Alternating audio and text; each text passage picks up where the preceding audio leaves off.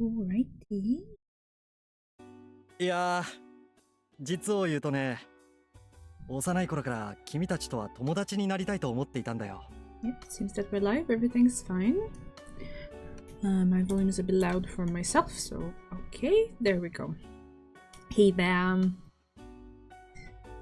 He happily reminisces as he prods his lunchbox with his chopsticks. よくここで二人を見かけていたからね。Was there some atmosphere around us that made us seem unapproachable? Yeah. I went for yellow today. うん。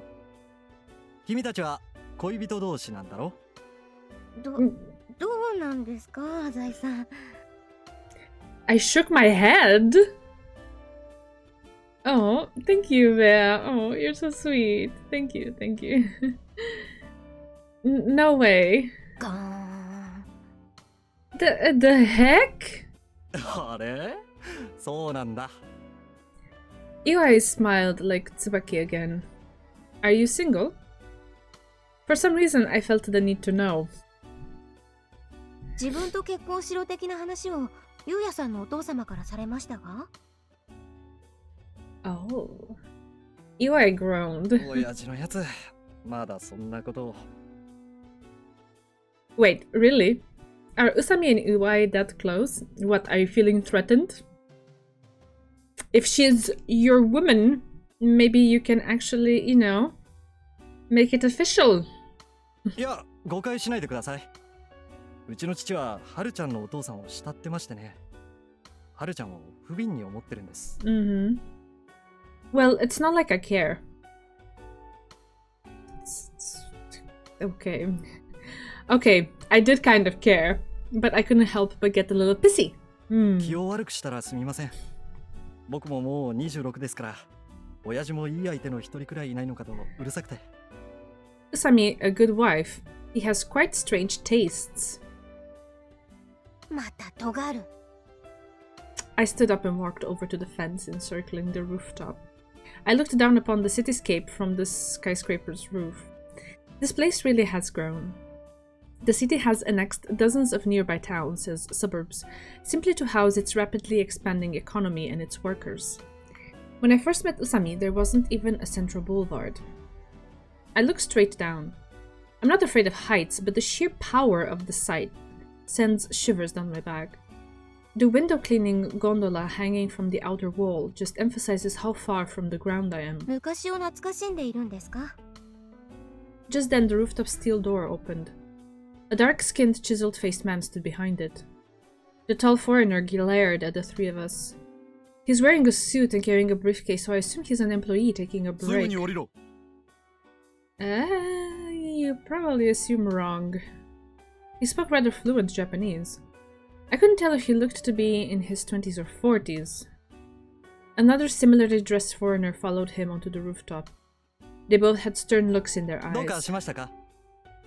The foreigner ignored Iwai's question and reached for his pocket when the music stopped and it's about to go down. There we go. I felt a chill run down my spine. Ooh, with an intimidating tone of voice, he pointed a gun at us. Sorry about that.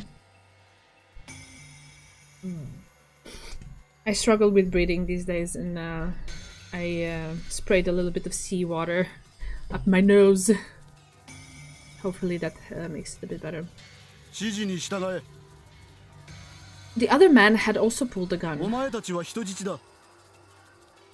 It took me a while to comprehend his words.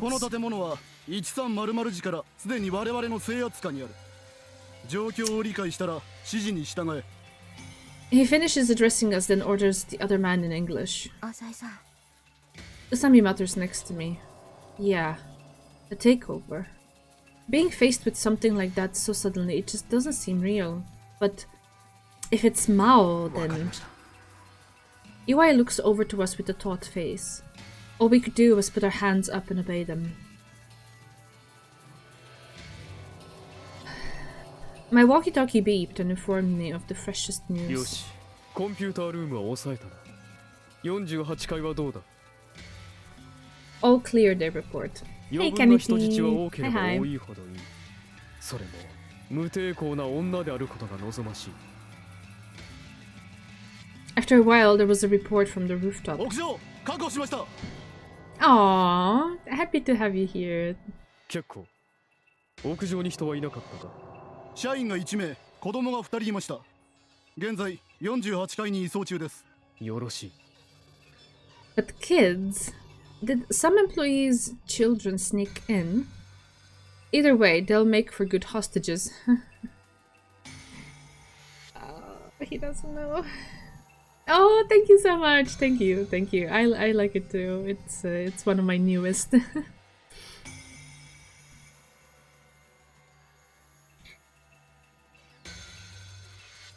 The light indicating the 48th floor lit up. Urged on by guns, we stepped off the elevator. We were greeted by a wide office divided into partitions. Ooh, 7 stream streak. Oh, it's already been that much. Thank you for hanging out. A bunch of men and women had been rounded up near the window. There was a man with a gun looking down at them. The foreigners who had brought us down prompted us to join the herd of people. Eli whispered as he walked behind me. I look over in the direction he says, and there's an emergency exit light. It's about 10 meters away. Ooh, wait. What's he planning to do? However, EY didn't care about my apprehensions. Right then, EY began to moan behind me. Aww. He falls to his knees. The foreigner behind us points his gun at EY. Stand up, he shouts in English. EY hunches over, holding his stomach in mock pain. The man shouts something again and grabs EY's suit. At that exact moment, I grab Usami's arm. Damn it. Usami almost tripped, but she managed to keep up. Stop! The sounds of struggle rose up behind us. It was a veritable rain of gunfire screams and shouts. I just run in a frenzy. We turn into the passage and jump into the darkness of the emergency corridor. We jump down 2 or 3 stairs at a time in the dim light. Gunshots blare out again. Before my body can freeze from fear, I force my legs into their next step. I hear Usami's rough breathing beside me. Even now, Usami is composed. Thanks to her composure, she was able to notice the incoming footsteps above us. This isn't a game of tag. They're blazing down here with amazing speed. Usami, you keep running. On a landing of the stairwell, I suddenly stop running. Just do it. Our pursuers are already just 1 flight of stairs away. I can hear them breathing like hounds. Stop fucking around. This is no time to be arguing. I frantically run up the stairs I just bolted down. Usami's sobs reach my ears. Yes, this is suicide. I'm making an unarmed stand against gun-toting terrorists. What a silly way to die. But it's rather fitting for swine such as myself. Okay.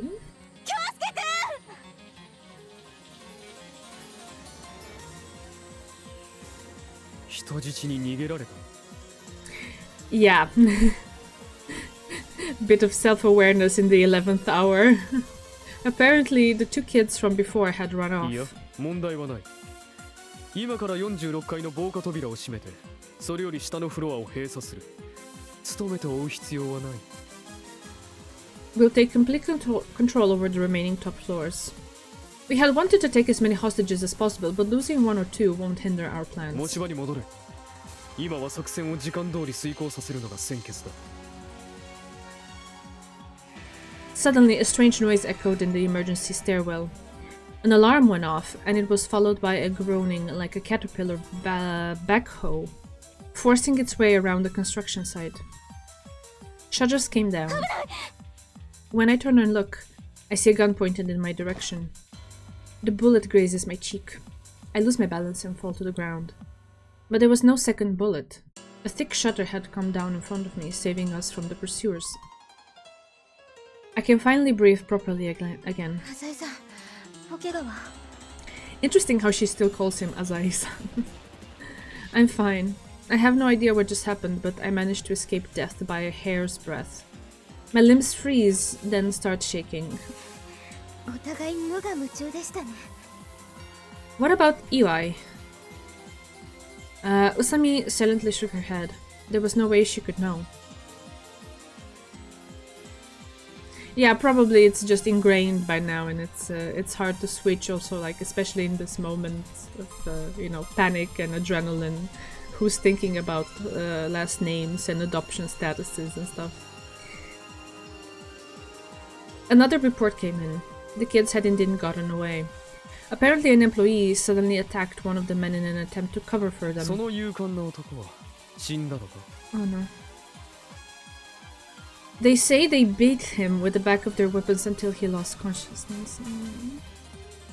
見上げた男じゃないか手厚く看護してやるといい Now, I wonder how things are going on the outside. どうやら今我々は46階にいるみたいですね。Yeah, and it seems like they really have taken the place over. I've finally calmed down now. Why didn't you run like I told you to? いえ、浅井さんにはこの前も助けていただきましたし。What, the thing with Tokita? I was just frantic in the heat of the moment. Next time you'd better listen to what I say. I think she was referring to the thing with Maou strangling you. Sorry, strangling her, but okay. For now, let's just get out of this building. しかし、ゆうやさんが。There's nothing we can do for him now. I spoke without hesitation. It's not like we can just barge in there and save him. What do you think he sacrificed himself for anyway? Yeah, if you backtrack now, like his effort is gonna be for nothing. 分かっていますが。But what? Are you that indebted to him? それもありますが、魔王が。I couldn't help but laugh. Are you still trying to catch Maou? Have you even seen the movie Die Hard? I'm not Bruce fucking Willis. The boom from the gunshot that grazed me is still ringing in my ears. It's a miracle we're even alive. Usami finally nodded. She must have realized how desperate the situation is. ひとまずここにいるのは危険ですね。Right, let's get out of here. Come on, Haru, I don't want to put you in any more danger. My mouth started moving on its own. ありがとう。It's like a curse. Anyone with their head on straight would want to run away in this situation. Is all this about the violin? Let's get out of here. We'll just have to leave the rest to the cops. はい。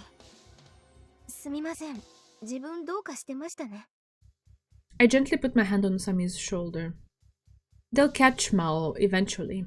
Taking over a building is effectively closing off your escape routes. そうですね。だといいんですが。She looked like a hurt little girl. Let's go home and listen to some classical music. There was a clamor coming from the lower floors. Screams of "Run! The elevator isn't working!" and the like filled the air. I take that to mean the people on the lower floors have been made aware of the uproar on the higher floors. Looks like we might be able to get out of here. ですね。魔王も50階あるビルのすべてのフロアを制圧する必要はないでしょう。Is she still trying to figure out Mao's reasoning? 人質は我々が見た数十人とおそらく例の政治家の方でしょうね。Right. Let's watch the news about it from home. I take Usami's hand and go down the stairs one by one. I have the feeling they're not gonna go home to watch news about it, but okay. They're gonna be more involved than that. That day, 1:30 p.m. A young police officer... Oh, sorry. I need to hide myself. There. A young police officer in a panic jumps into a police box somewhere along Tomanbetsu City's Central Boulevard. There's trouble. This phrase is shouted several times daily on Central Boulevard. After all, this tiny police kiosk is well known and stays busy. One day in Tomanbetsu's largest shopping center sees thousands of visitors who have lost their way, or worse, one of their personal articles. Come twilight, the police become involved in breaking up gaggles of street-walking prostitutes and any trouble that might arise in the brothels. There are drunken brawls and yakuza battles. The most common duty the officers at this station undertake, though, is the consultation of rowdy and misguided minors in an attempt to keep them out of trouble. as it was something he was used to dealing with every day, the police lieutenant on duty just continued browsing the sports column of the city newspaper. "It's the drugstore. It's being burned down." "What?" The lieutenant looked up. Several young men stood behind the new recruit bearing the bad news. He had spoken to each of them many times about their antiques. "What do you want?" The boys didn't answer. They were frighteningly expressionless. What the hell was up with that? There was a thumping noise. Behind the now fallen young officer, a blonde-haired boy was holding a gun. The lieutenant had no idea what was going on. Without giving him any time to think, another bullet fired from the barrel of the gun. The boys shout in delight and frolic about. Okay, they were so merry as if they were playing with firecrackers. In the world? That day, 1:35 p.m. Snow trickled down, even in the area of the Sano Corporation headquarters. Originally started by Sano itself, the district colloquially known as Central Office now housed businesses from all over the world. It could be called the wallet of Tomambetsu City. There are a number of narrow roads within a 200-yard radius of the Sano building. It was a system of alleyways that surrounded the building like a network of blood vessels. On weekends, one often saw trucks carrying an assortment of goods through these narrow paths. One large truck sat ensconced in an alleyway. It was parked sideways in the road, blocking the passage. It was almost like an embolism to this vessel. "Listen, you dumbass, what the fuck are you thinking?" A rather crass man approached the truck with a loud voice. He was ready to let the driver have it, but for whatever odd reason, the driver was dressed in military garb. "We've finished blockading the entire north section." He muttered something strange into his walkie-talkie. "Who the hell are you?" The crass man's voice turned inside out for good reason, as the driver had just put his finger on the trigger of a gun. By the time the man had even begun to try to escape, it was too late. "Is it the military?" "No, this guy is much too insane for her." That day, 2:30 p.m., a captain of the 3rd Squad of the Tokyo Police Guard Division was anxious over the fact that regular reports from one of his teams had stopped coming in. Normally, security police are only put on Secret Service duty for politicians around election time. But when the person in question is Imagawa Tsuno, things are different. Imagawa had been very ardent recently in his proposals of pro-US policies. Consequently, this earned him the ire of not only the opposing party, but also the radical extremists within the country. Worried over the threat letters and prank phone calls he was getting nearly every day, he requested protection from the Tokyo police. What could have happened? As bodyguards for the most important government officials, the SP are picked from among the most talented police cadets. Their skills in both firearms and hand-to-hand combat exceeded those of normal men in uniform. So for them to go down without even having time to call for help was almost unthinkable. Unease was attacking the police captain in his patrol car when he heard a loud roar. However, it did not come from the building. It came from the direction of Central Boulevard. Upon inspection, it seemed there had been a fire, as black smoke was rising into the sky. There were multiple columns of smoke. Did a gas station ignite or something? People started pouring from the building entrance. They had panicked looks in their eyes. They came out carrying nothing but the clothes on their backs. Apparently, there were people who had fallen and were being trampled underfoot, as you could hear their screams and roars coming from the inside. Oh gosh. What's going on here? The moment the officer stepped out of his car, it happened. The sound of unfamiliar gunfire tore through the area. The guns officially issued to police officers such as himself could not make the rapid noises he was hearing. People fell to the ground like mosquitoes, and the screams grew even more wild. The officer was quick to contact the local police station. However, even after some time, there was no response. The only explanation she could come up with was that the police were fully mobilized in a state of emergency. He heard the ratatata sound once more.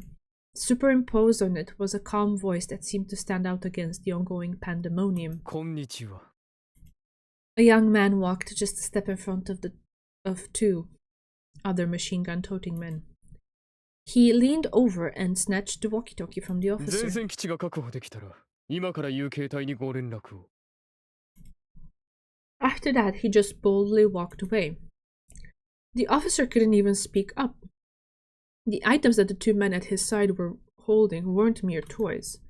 A group of 3 men were randomly firing off submachine guns as if to spur on the people running about in panic. Blankets of black smoke covered the sky. The screams and cries reverberated without end. Before his very eyes, the sort of Middle Eastern riot that you might see on television was unfolding in all its horror. And the very next moment, the muzzle was pointed at his face.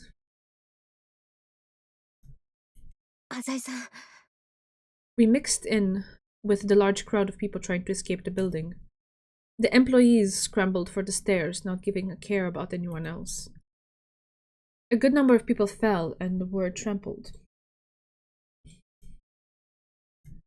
We searched for an exit, like a pack of refugees. 浅井さん、これは When we reached the outside at last, we took in a breath of fresh air. It was only then that we understood. Usami. We had thought that as long as we made it out of the building, we'd be safe. はい。予想の斜め上を行かれました。 This wasn't just a takeover of the Sano Corporation building. The sound of screaming meshed with the rattle of submachine gun fire. As it turned out, nowhere was safe. People were being moved down mercilessly in waves. Flesh, mowed probably. Yes, mowed down. Ugh. Ugh. Flesh and blood scattered about everywhere. The evil sounds were incessant. The screaming, gunfire, and crashing noises continued unabated. I had no idea that air could smell this scorched, and there was so much fire that you couldn't even tell what was burning anymore. The distant sky was misted in smoke. ひとまずどこかに身を隠しましょう。 As reality broke down around me, I did as Usami suggested and headed for a nearby alley. Just as we were about to get to the alley, a patrol car showed up. It stopped on the shoulder of the road, siren blaring. The police, the thought of the power of the state getting involved, left me with a transient feeling of relief. 逃げましょう。 She pulled at my arm. A dozen boys holding iron pipes suddenly came out of hiding. They bashed on the windshield and hood, and when the officer stepped out of the car, they changed their target to his head. You've got to be kidding me. These children didn't hesitate for a second with the violence they were inflicting. 浅井さん、早く。 More mayhem awaited us in the alley we ran into. Normally, it would just be a narrow little space where the homeless settled down for a bit. But now, several men were having their way with a woman. Oh my god! I guess the one laying to the side and having a fit was someone that had just finished with her. Suddenly, I heard the sound of glass breaking from above, and a person fell from the sky. He was a man that looked to be Yakuza, but he was covered in blood and foaming at the mouth. A kid with dyed red hair finished him off with a piece of lumber. Someone pointed at us. Kill him, rape them. They yelled as they closed in on us, laughing. I took Usami's hand and ran. The reality of what was going on around me gradually started to sink in. It was like those anti-Japanese demonstrations in other parts of Asia that you see on TV. Central Boulevard had been transformed into a frenzy of violence. After breaking the window of a restaurant, a group of boys had crowded around the register and scattered the money about. A sports car drove through the crowd, taking free rein over the usually congested streets. On the sidewalk, a middle-aged businessman was being ganged up on and murdered. Graffiti of the sort you'd find in a public bathroom was sprawled across a police box. That only drove home the point that we can't expect anything from the police. クーデターって言うんですかね。 I don't think so. This is too vulgar to be an uprising or revolt, and too indiscriminate to be terrorism. This is hell. Usami nodded. Maou, the devil had brought hell to earth.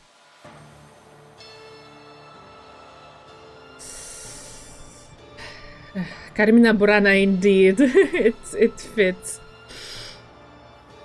It's just after 4 o'clock. I received a report that the last alley in Central Boulevard had been blocked 結 off. 構これで山王物産を中心とする半径約3キロの区域は我々の国となった。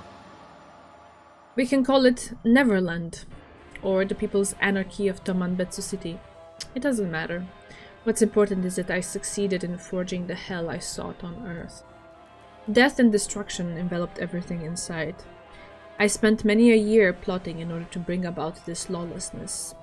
Central Boulevard had nigh on 40 different entrances and exits. Sorry, had high probably. Sorry, I'm a bit tired, I guess. My eyes just no, it was nigh on 40 different entrances and exits. Okay. And at the moment, each one of them is being controlled by the children I brought up so dearly. According to my preliminary calculations, the roads themselves would only take about 10 minutes. The plan was to take a few freight trucks we had stolen prior and drive them into the buildings, effectively creating a barricade to stop up the alleys. I guess this is like his big master plan of revenge, not just upon the people that hurt his family, but just generally upon the world? I don't know. I'm not aligned with the mind of a master villain, so I don't know.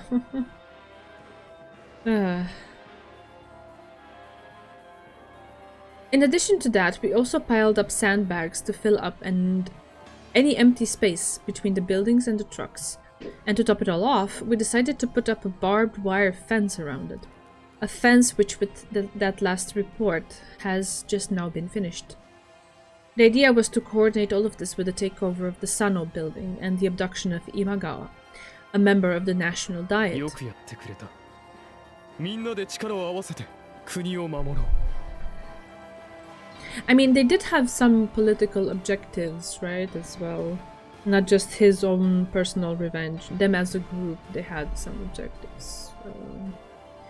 I responded gently to the child. I made sure he understood that this plan was not just a thing of fairy tales.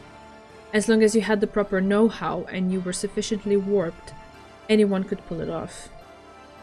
The cell phone rang. It was from a number associated with the police. I guess it's time to make the police face this brilliant music as well. こんにちは。あなたは本件の責任者かな? There was no need for a voice changer. Regardless of which machine or algorithm you use, police technology has evolved enough to identify your voice print.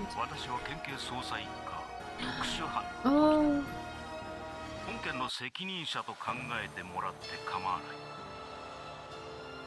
It's Yuki's adoptive dad, right? His voice held a sense of dignity and a firm will. This prefecture's special division is on par with the Tokyo Police's special investigations team, or Osaka's martial arts attack team in terms of capability. Ah, yeah, yeah, I do. There you go. And the butterfly necklace, but this one's a little tiny. It's hard to see. They're professionals when it comes to hostage crises, kidnappings, corporate threats, blackmail, and other such cases. Yeah, me too. I do as well. When dealing with vicious criminals such as myself, they mobilize with heavy equipment, and then if negotiations fail, they charge in. はじめまして。時田警視。いや、警視生かな? 警察の階級に詳しいようだな。君はまさか警察内部の人間じゃないだろうね。He is a real negotiator, alright. Already going after the juicy details, eh? 私のことは浅井と呼んでほしい。ひょっとしたら公安あたりが実態を掴んでいるかもしれないから聞いてみるといい。浅井、okay. わざわざすまないね。手間が省けるよ。お礼と言ってはなんだが、こちらがいかにして君たちを包囲しているか忠告してもいいだろうか。ぜひお願いする。現在セントラル街、セントラルオフィスに至るすべての道路を完全通行止めにしてある。歩道も同様だ。ロープを張ってカメラを抱えたマスコミもシャットアウト。Oh, you're so precious. Yeah, that's so good. I mean, yeah, amidst all of this, gotta focus on the beautiful and nice things in life. 手際がいいな。事件発生からまだ3時間しか経っていない。警視庁からも応援の機動隊が来ているのかな。細かい説明は不要のようだな。各封鎖地点にはすでに走行車両やサットの移動用バスも待機しているぞ。お見事。では防備の脆そうなドラッグストア近くの封鎖地点に走行車両を突っ込ませて突入経路を確保したらどうかな。ご指摘ありがとう。だが今川議員の現在地、安全が確認できない現状では突入は見合わせる方針だ。賢明だな。今こちらでどんな騒ぎが起きているかは知っているな。Central Boulevard is equipped with various cameras that serve as crime deterrents. さっきカメラから送られてきた映像を見た若手がトイレに駆け込んでいったよ。いやはや、まるでこの世の出来事とは思えないな。暴挙に及んでいるのがほぼ未成年だという点に注目していただきたい。承知しているよ。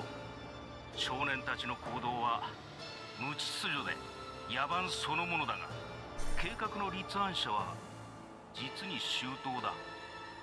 もしこの問題先送りで評判の国の総理が未来を担う少年少女を皆殺しにしろとサット隊に命令できたら、これからは私もきちんと選挙に行くとする。 I see. I was wondering what would be the implication of them being minors. Why is he bringing it up? I see now. But even if it weren't minors they were dealing with, the police wouldn't be able to just charge in on a moment's notice. Getting over trucks that tall would be difficult even for a mercenary. You'd make an easy target while you were attempting to scale it. Granted, if they came charging in mindless losses, they would be met with some success. But would the police hotshots in Tokyo find it in themselves to give the go-ahead to such an unfavorable brute force operation?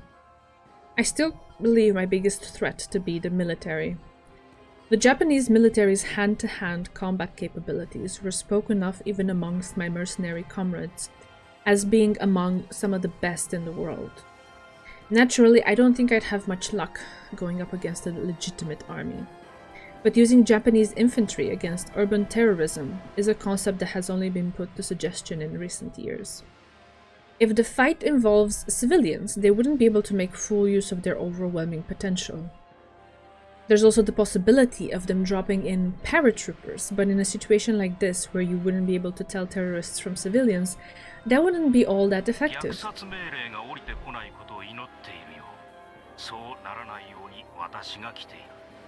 話し合いで解決するのが一番だな、時田警視正。我々は味方だろ。 He returned some dry laughter. いや、浅井には驚かされるばかりだよ。君は交渉人のマニュアルなどを熟知しているのだろう。どうかな。少なくとも無理に会話を引き伸ばす必要はない。私は粗暴犯ではないつもりだ。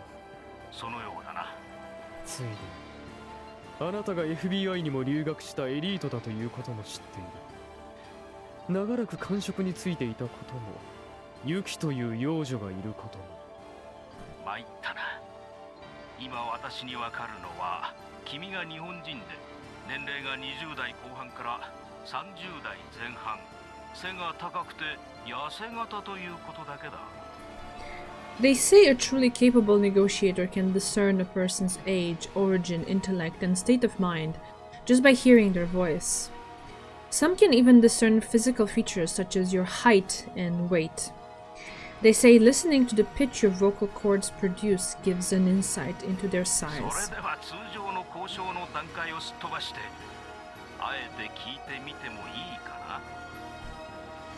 Furthermore, they can mask themselves with a versatile, malleable personality, capable of adapting to the situation. However, he must have figured out that continuing with that charade would be pointless against me. 要求は何だ His words contained no trace of his previous tender attitude.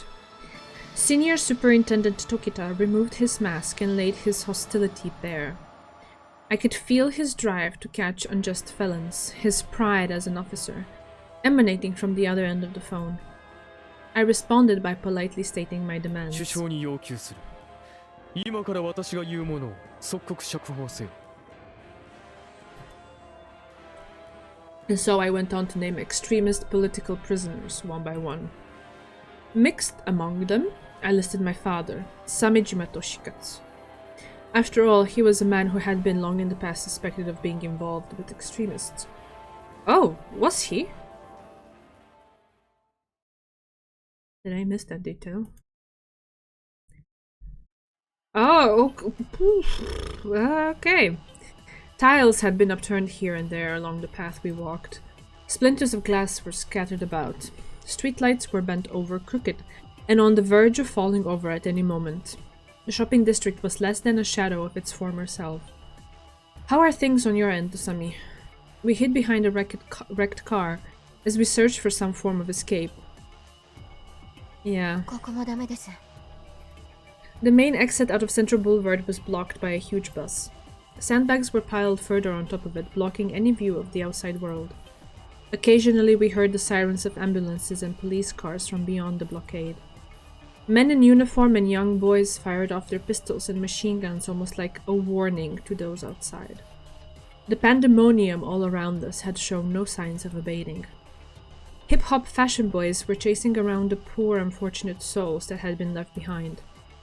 There were women among them too. Each one carried either a pipe or a gun.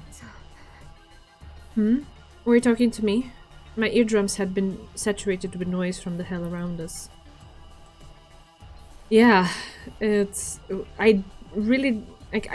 not like I had formulated any expectations in my head, but if you had asked me, terrorism and utter destruction of the city was not something that I would have guessed in a million years that would happen.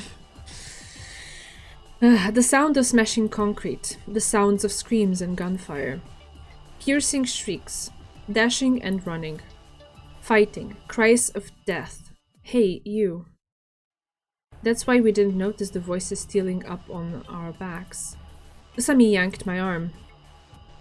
We ran our hardest. We passed under the crooked streetlight and dove under a gasoline pump covered in soot.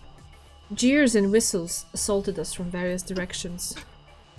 Usami's exhaustion was made clear by her face. I probably looked just as pathetic. As I panted, I felt something sour creeping up my throat. After jumping into a cafe with all of its windows busted, we were finally able to turn around. A disheveled man was closing in on us with a nasty grin. ここはまずいです。 She's right. Running into a building with only one exit isn't going to do us any good. Feeling a bit dizzy from the lack of oxygen, I kicked my legs into action once again, crossing over the floor covered in shattered glass. Over there. My feet responded in kind with noisy footsteps. After getting back on the road, I still could not afford to rest my legs. I crossed the street, jumping over an open manhole in the process. I passed an elderly man's corpse and a broken vending machine along the way. But in the end, this was all a hopeless escape. No matter where or how far we ran, mobs of people would be there to greet us at every turn. どこかに身を隠さなくては。 Just the act of running makes us stand out. We turned a corner. There was a department store signboard about 200 yards ahead. Over there. That was the only place we could run. Major department stores have multiple exits, and there should be plenty of hiding places inside. The bathrooms, the escalators, behind racks of clothing. It's not like these little goblins are chasing solely after us. If they lose sight of us, they'll probably just give up. The situation inside of the department store wasn't much different from the outside. Display cases had been shattered and gems were scattered about the floor. We stepped over torn bags and the pieces of dismembered mannequins as we searched for a place to hide.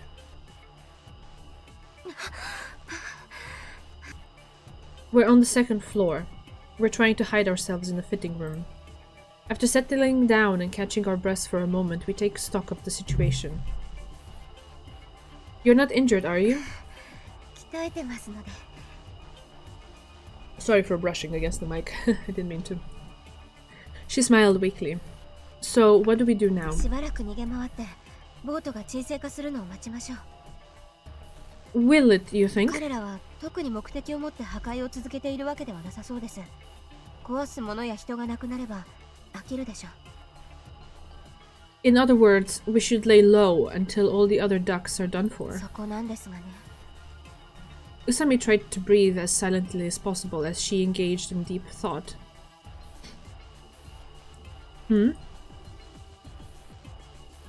They have to get tired at some point and go to sleep. I don't know. I don't know if much sleep is gonna be had here. I heard footsteps on the other side of the curtain. I immediately held my breath. Her voice and tone gave off the spitting image of an archetypal hoodlum. She must have heard us talking. The footsteps came closer. What should we do? I asked Usami with my eyes. Ah, the mob. I still don't know. If they find us here, we won't have anywhere to run. Maybe we should just jump out.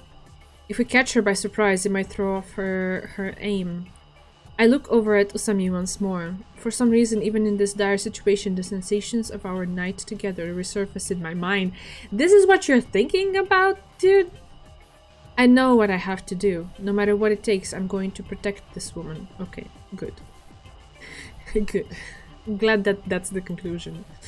I ready myself to pounce the moment the curtain opens.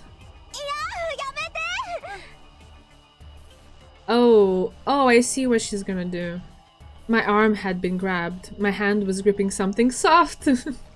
Usami was shrinking back against the wall, her clothes suddenly disheveled. My brain took over before I could feel confusion or panic. I've known Usami for a long time now, so I'm used to her drift. She may be a doofus, but she's pretty clever. I said take it off, you dumb bitch. I slipped my hand over her panties. Oh, God. But we know what they're doing here, okay? They're pretending. They're pretending. It's okay. Yes, exactly. They're pretending. Just to pass off. Okay. Okay. Cry all you want, it ain't gonna change shit. I threw her down. Oh, Lord. I heard a voice from behind my head. I turned around and a blonde with a pistol was staring down at us.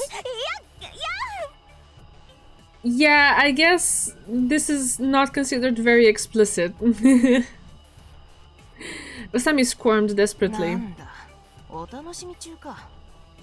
I answered in the most counterculture tone I could muster. Damn straight, so get the fuck out of here. I saw the bitch first. The girl lowered her gun. She turned around and headed for the escalator. Yeah, I don't know what that's supposed to sound like. Counterculture? But okay, okay. We're okay, and the image is gone. It looks like we got through that one.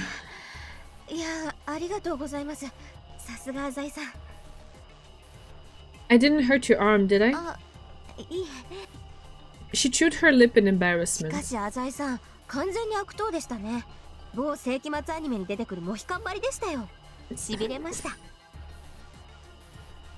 You really like that show, huh? I'm surprised she can still make jokes in this situation. Huh?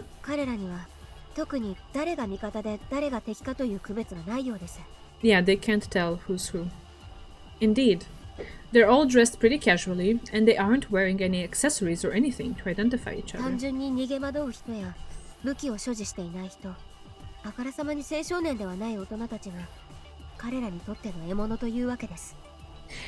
Yeah, the fact that they're all minors actually works in their favor because they're their age. Got it. Yeah, makes sense. Yeah.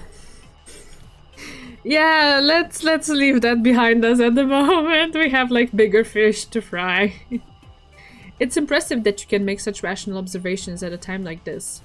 I follow your logic, but I can't help but wonder お why. そらく魔王が警察の突入を躊躇させるためです。誰が一般人で誰がボートなのかわからない状況では、警察官の動きも鈍るでしょう。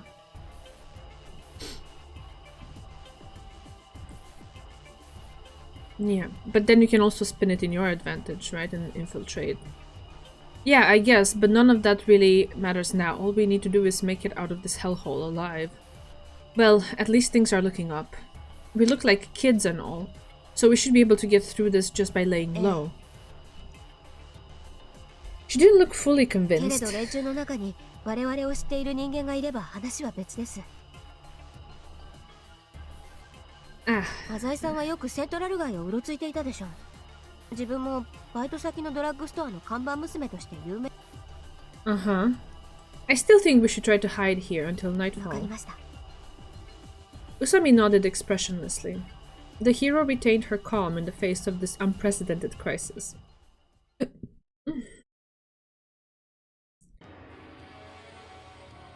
Oof. 繰り Oh 返す lord. 不当に逮捕された同志たちを解放せよ。 Now everything is on fire too? Jeez Louise. I gave him my demands. 今から8時間の猶予を与える。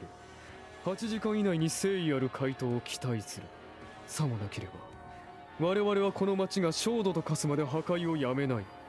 今川を筆頭に多くの人質が命を落とすだろう。 At first glance, it may seem a tad silly to bring up hostages when hundreds of people have already died in the chaos along Central Boulevard, but that is not the case. The life of a member of the Diet and the life of a citizen are vastly unequal in value. I know of at least 3 huge enterprises, a railroad company, and a road management company that will lose out on certain perks in the event of Imagawa's death. Now then, what sort of counterattack can I expect out of Tokita Yuki's ひと father? まず The negotiator had no choice but to accept the demands. 突っ込んだ質問をいいだろうか。何かな。君は過激派の一味なのかな。 He's sharp. それ以外の何だと。いやあ、そうか。すまなかった。 He must have figured that I was a bit young to be a Japanese radical. Spend as much time as you want profiling me, Senior Superintendent. Kyosuke and Usami are already privy to Mao's true identity. The Yakuza Kyosuke has gotten involved with probably know as well. However, the police are yet to realize that Mao is the mastermind behind the disturbance. At any rate, it should be difficult to get an accurate profile on Samijima Kyohei, a dead man. I've never been in trouble with the police, and I've left behind almost no photographs. Even when I was playing those games with Usami, I took utmost care to leave no evidence. 8 more hours. There will be a few extensions, naturally, but my goal is in sight regardless. Senior Superintendent Tokita added to the conversation. しかし要求の達成は限りなく難しいと君も分かっているのではないか。ピザを差し入れろというのとはわけが違うからな。そう、囚人の釈放は私はもちろん警察で対応できる要求ではない。だから首相を出せと言ったのだ。内閣総理大臣以下関係閣僚を招集して即刻会議にかけろ。報告しておこう。ただし8時間以内で意思表明できるかどうか確約はできない。できるはずだ。現在地方遊説中の閣僚はいない。時間の延長は一切認めない。Negotiators will often make use of the reciprocity theory of psychology in order to request something from the criminal in exchange for granting their 8 requests. 時間以内1分1秒の遅延も許されない。 Among the most common of those requests is an extension on 了 time. 解した。 I'm sure that despite his acknowledgement, he'll be sure to use every means at his disposal to request an extension on the deadline when the time limit 時 approaches. 田警視正、私はあなたと交渉するつもりはない。警察レベルで判断できる要求ではないことは重々承知している。したがってあなたは私の意思を伝える連絡役となってもらえればいい。いわばただの友人だ。光栄だな。では友人として私の個人的な見解を述べてもいいだろうか。どうぞ。君の望みが叶えられる可能性はある。What is he playing at? 政府及び警察は人命を重んじて過去にいくつもの事件で超法規的に犯罪者の逃亡を幇助してきた。1970年の事件などは君にとって恒例だろう。 Okay. 安心したまえとは言えないが勝算はある。だからこそ今すぐにでも街で行われている破壊活動をやめてはどうかな。一般人に死傷者が出ている以上、釈放を検討する会議において反対意見が出ることも予想される。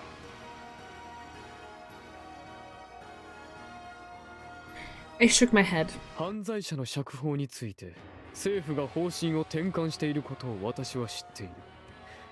先の同時多発テロでは首相がテロリズムには屈しないと声明している。もはや時代が違うのは承知している。I brush off all emotions. だからこそ私は前例のない規模でのテロを敢行しているのではないか。No standard hostage case would press the leaders of this nation to stand up and take responsibility, or even extra legal measures for that matter.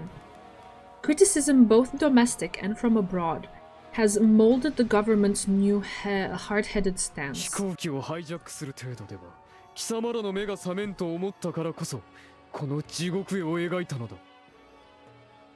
Give me back my father. Why the death penalty? He's just a prisoner. There are murderers who take lives with booze and steering wheels. There are murderers who commit premeditated infanticide.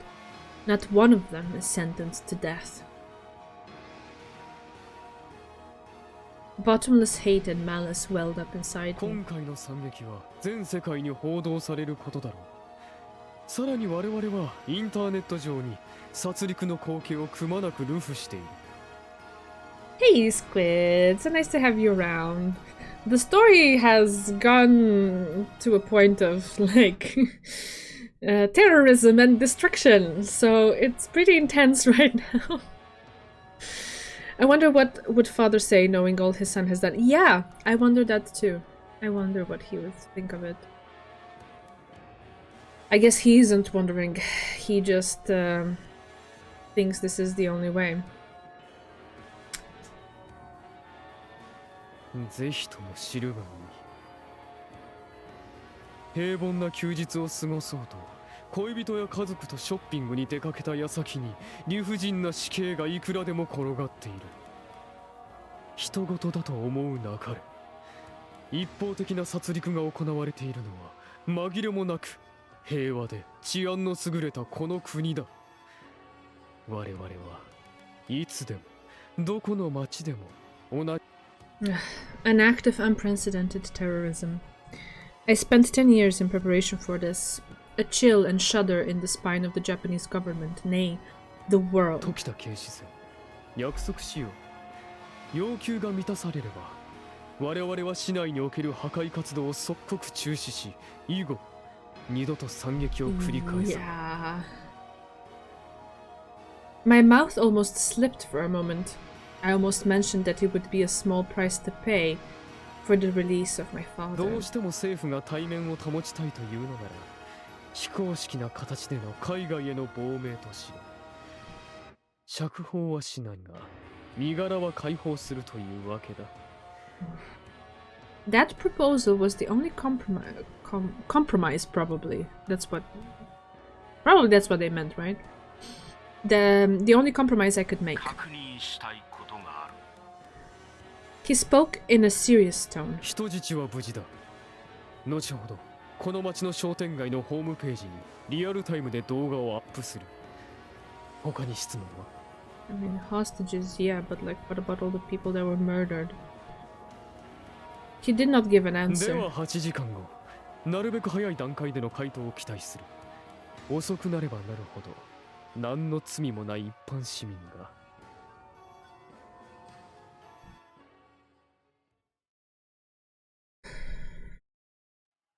We left the department store after dusk. We scrounged up for some props, and I ended up with a piece of wood. Usami managed to get her hands on a bent iron pipe. We should blend in better with the violent mob now. 逆に警察に見つかったら撃ち殺されますね。We walk casually along the main road. No one takes notice of us just as we suspected. Destruction, along with other bitter fruits of violence, littered our path. Iron pipe sounds good, I guess. Doors torn from their hinges, shards of glass from shattered windows, and corpses decorate the central boulevard. The corpses in particular told tales of the deathly horrors of the past few hours. Beatings, shootings, you name it. Crows flocked to the ground and meandered around the disfigured heads of human beings. 無謀すぎます。 As Usami had predicted, the riot had started to die off a little. They must have finally gotten bored, as our way was blanketed by an almost eerie silence. A single gunshot, or a single scream, would ring out every so often. We need to find a way out of here. あるといいんですがね。 There are countless narrow alleys around here. There should be at least one opening somewhere. Usami shook her head. 目に見えてわかるような抜けがあれば、今頃警察が突入しているでしょうね。 I guess so. 例えば、密集し合った建物と建物のわずかな隙間はどうでしょう。 That could work. We could also check large stores like that department store, ones with tons of exits. One of them might lead out of Central Boulevard. 心当たりは？ Let's see. Big buildings with exits facing out of Central Boulevard. The coffee shop, that big karaoke bar, and as I was trying to render an image of the downtown area in my head, startled, I turned around. I was met by 5 boys who were clearly bad news. Shit. Among them, wearing a nasty grin, was our classmate Hashimoto. Sup, Hashimoto? How's it going? That thing you got in your hand there wouldn't happen to be a toy, would it? The object in his hand shone silver under the streetlight. It's a gun, right? I've seen that model handgun somewhere before. Oh, that's right. I remember it from the time Gonzo took me hunting in some remote mountain area.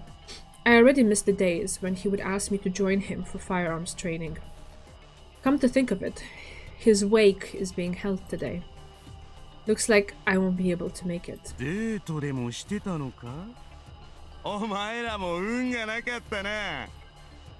Tell me about it. Got ourselves into some deep shit.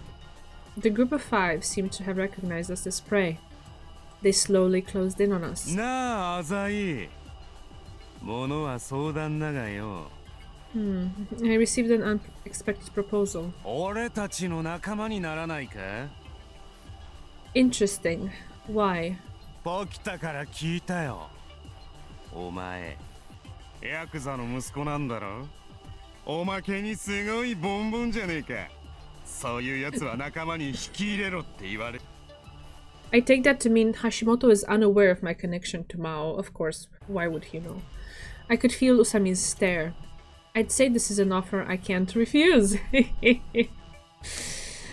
And what about Usami? そいつはわかんねえな。 He directed attention to the group of boys with a twisted smirk. Each of them held a lecherous taint in their eyes. どうすんだ？あざい。 He lifted his right hand and pointed the gun to my head. I heard the crackling sound of glass at Usami's feet. I knew what I had to do. In your dreams, you son of a bitch. Oh, Lord. I suddenly chucked my wooden prop at Hashimoto. The gun went off. However, I knew something Hashimoto apparently didn't. That particular weapon isn't meant to be held in one hand. Oh. Even with 2, it's hard to aim. I doubted he'd be able to hit me even from this distance unless he aimed at my stomach. The wager paid off, as Hashimoto's arm was wrenched by the recoil. He screamed out pathetically in pain. Sorry, Usami, I should have read that. I broke into a run. Usami quickly caught on and started to chase after me. We ran through the very core of Central Boulevard. We're in a much more dangerous situation than we were this afternoon. The number of available prey has been thinned out since then. Innumerable boys dressed similarly to Hashimoto lurked out of the darkness like rats. Kids sitting on the side of the road dressed in hip-hop fashion heard the fuss and rose to their feet. They all fired their guns off at random as they chased after us, shouting with joy. What do? The more we run, the more pursuers join the chase. We saw a group of buildings and central office ahead. Since there isn't really much entertainment in the business district, maybe there won't be as many kids there. Are you okay? She tripped over a corpse or something.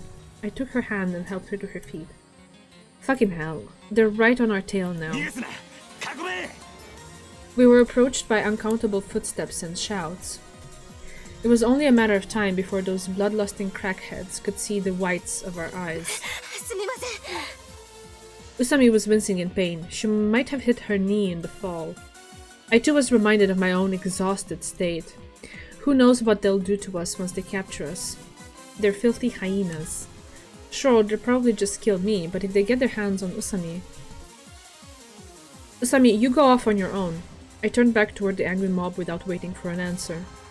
I could hear her behind me begging me to stop. Paying no heed, I charged forward. Seems like Usami ran off without further complaint. Needless to say, I don't plan on just handing myself over. Over here, cocksuckers. Oh lord. I waved to lure them after me. I ran into a narrow alley. I won't have to worry about being surrounded in here. If I can just take one of them down and nab his gun, I might be able to get through this. Something falls down from above me. It smashes into my face and I black out for an instant. Apparently the thing that fell down was a person! And I'm not lucky enough for it to be a corpse. It's a boy in a hoodie. He throws me to the ground as we struggle. He's carrying a knife and panting heavily. He grabs hold of my arm. He's absurdly strong. He pins me down and mounts my stomach, and I find myself completely unable to resist. His eyes, muddied from drugs, were right in my face. The dull gleam of his knife invades my sight. God damn it. Haru. The first thing that flashed through my mind was that disgusting girl.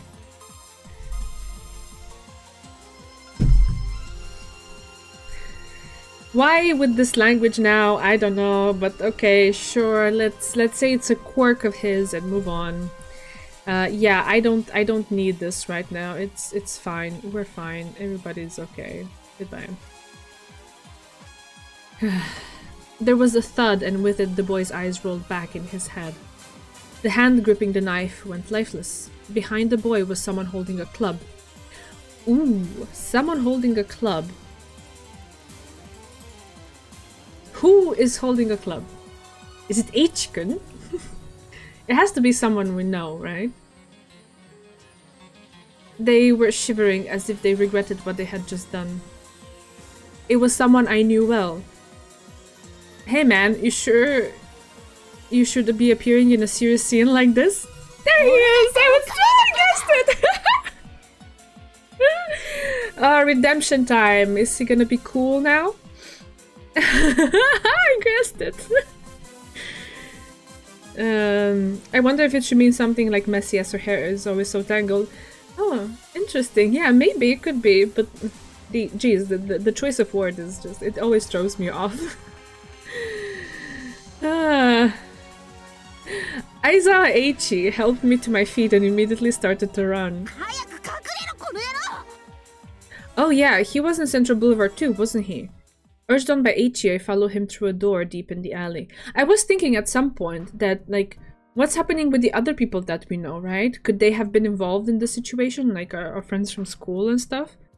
So that's why when the scene was said that, oh, unexpectedly someone helped, I was like, oh, maybe it's someone from the group. Yeah. Inside was the bar we had once visited during our pursuit of Saijo. Only one window had been cracked, and the food and liquor hadn't been rummaged through it at all.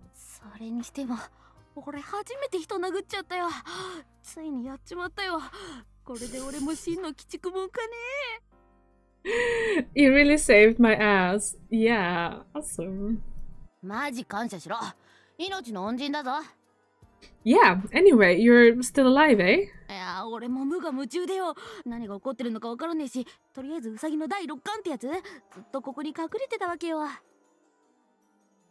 What a lucky little bastard. Oh hey, wait a minute. I looked around the shop. Where's Miss Noriko? Eiichi trembled. ノリコはあいつらに捕まってつうのは嘘で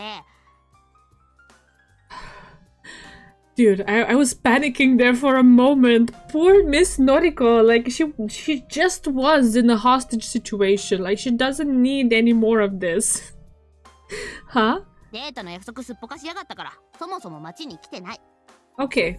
Well, sorry about that, but good. Good.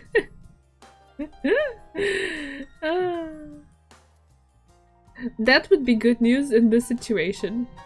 It's okay, no worries. I approve the message. I heaved a sigh of relief, but now it's not the time to be relieved. I took out my cell phone and called Usami. But the signal must have been bad or something, as I couldn't connect. Yeah, in this whole mess, probably everything is jumbled and there's no way you can get through to someone. 何がどうなってんだ I'm not sure, but it doesn't look like there's any way out. マジかよやっぱりなそこら中で悲鳴が湧いてるしよアメリカと戦争でも始まったかと思ったぜ This is no war, it's a massacre. And to make things even more fucked up, it's kids that are doing the butchering. Hospitals, police boxes, government buildings. They haven't spared anything. Everything's on fire. まさかと思うがよこれも例の魔王とかいうやつの仕業なのか Most likely. Come to think of it, there really is no hard evidence. Oh, sorry, hiccups. No hard evidence to support the Maou theory, but both Usami and I are pretty much convinced it is. お前こそ宇佐美はどうした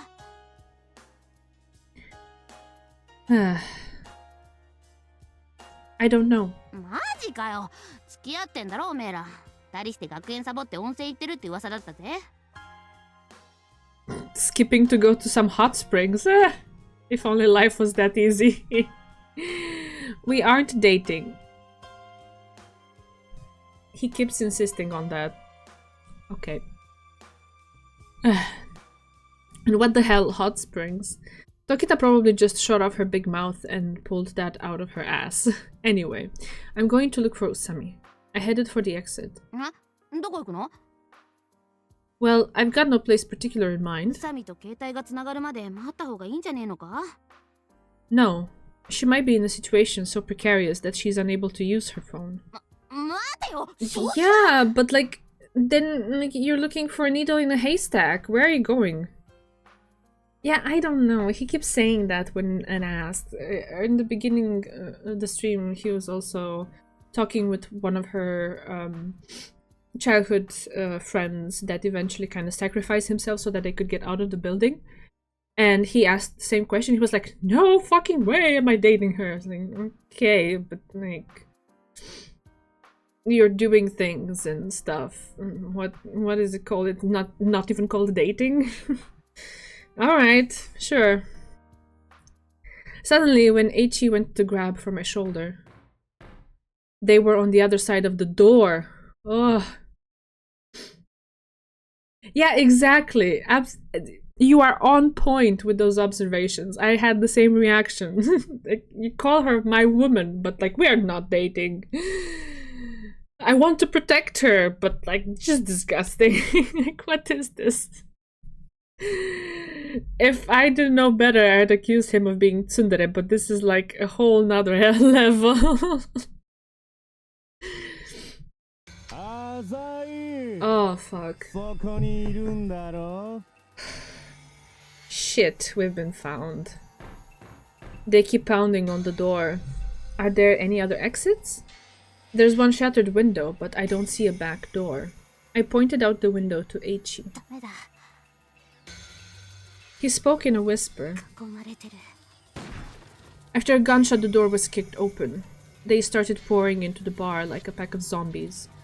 Hashimoto closed in on us, his face blackened with dirt and soot. 逃げられねえよ The look on that face was completely alien to the student on the basketball team that I had been familiar with. てめえはじっくりなぶり殺してやるよ Suddenly, I felt a pressure at my back.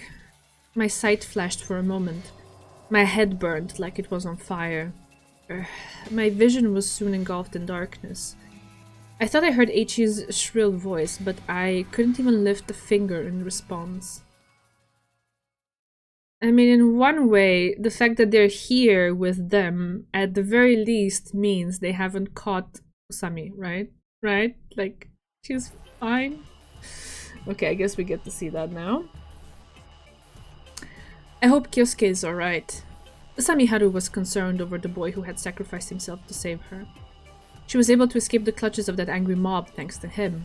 He may put up a cold facade, but he really is a hero when backed into a corner. She wanted to contact him immediately to make sure he was safe, but for whatever reason, her calls wouldn't connect. No matter how many times she dialed his number, she never got through. In the office district, just a short walk away from Central Boulevard, there didn't seem to be many thugs hanging around, but in their place, she spotted a man in military garb carrying an automatic weapon. Perhaps he was one of those mercenaries Yuki had spoken of. You know, I looked up some playthroughs of other people, trying not to spoil myself too much, of course, and just trying to see, like, in how much time they had completed, let's say, the part that we did last stream, just to extrapolate based on however much they had left, how long it would take me. And yes, we are close to the end, and I think we will need 2 more streams after this. I think. Not sure. I will double check also after this stream to see. Which means that this week will not be enough because we had 1 more planned on Thursday. But at the same time, I don't feel comfortable postponing it too much, because I am in a situation where I can't promise, you know? Things could precipitate at any moment, and I can't promise to be there when I make a plan to stream, right? Even nowadays, the probability is not very high, but it's possible still. So yeah, I was thinking to see just how much we can cover in the upcoming 2 streams, and then maybe have an extra one on Friday or something, just to make sure that we have covered the story. Yeah, so that's more or less where I'm standing, but let's see just how much we can manage to cover in these 2 streams, and then we can adapt on the spot. Yeah. Seeing as Haru had only spotted one so far, there are probably relatively few of them in this operation. However, the man she did come across did not play games. He killed indiscriminately and without pause, never bothering to give chase. After gunning someone down, he simply continued his patrol unaffected, keeping a sharp lookout. Yeah, but it would be like... It would irk me so much to know that, like, oh, we had 1 stream left and then now I have to pause it for weeks or months on end. It's a little bit, you know... It wouldn't be the same to come back to it after that much time and, like, you know, not remember things as clearly. I would really prefer to put a check mark on it as soon as possible. Yeah.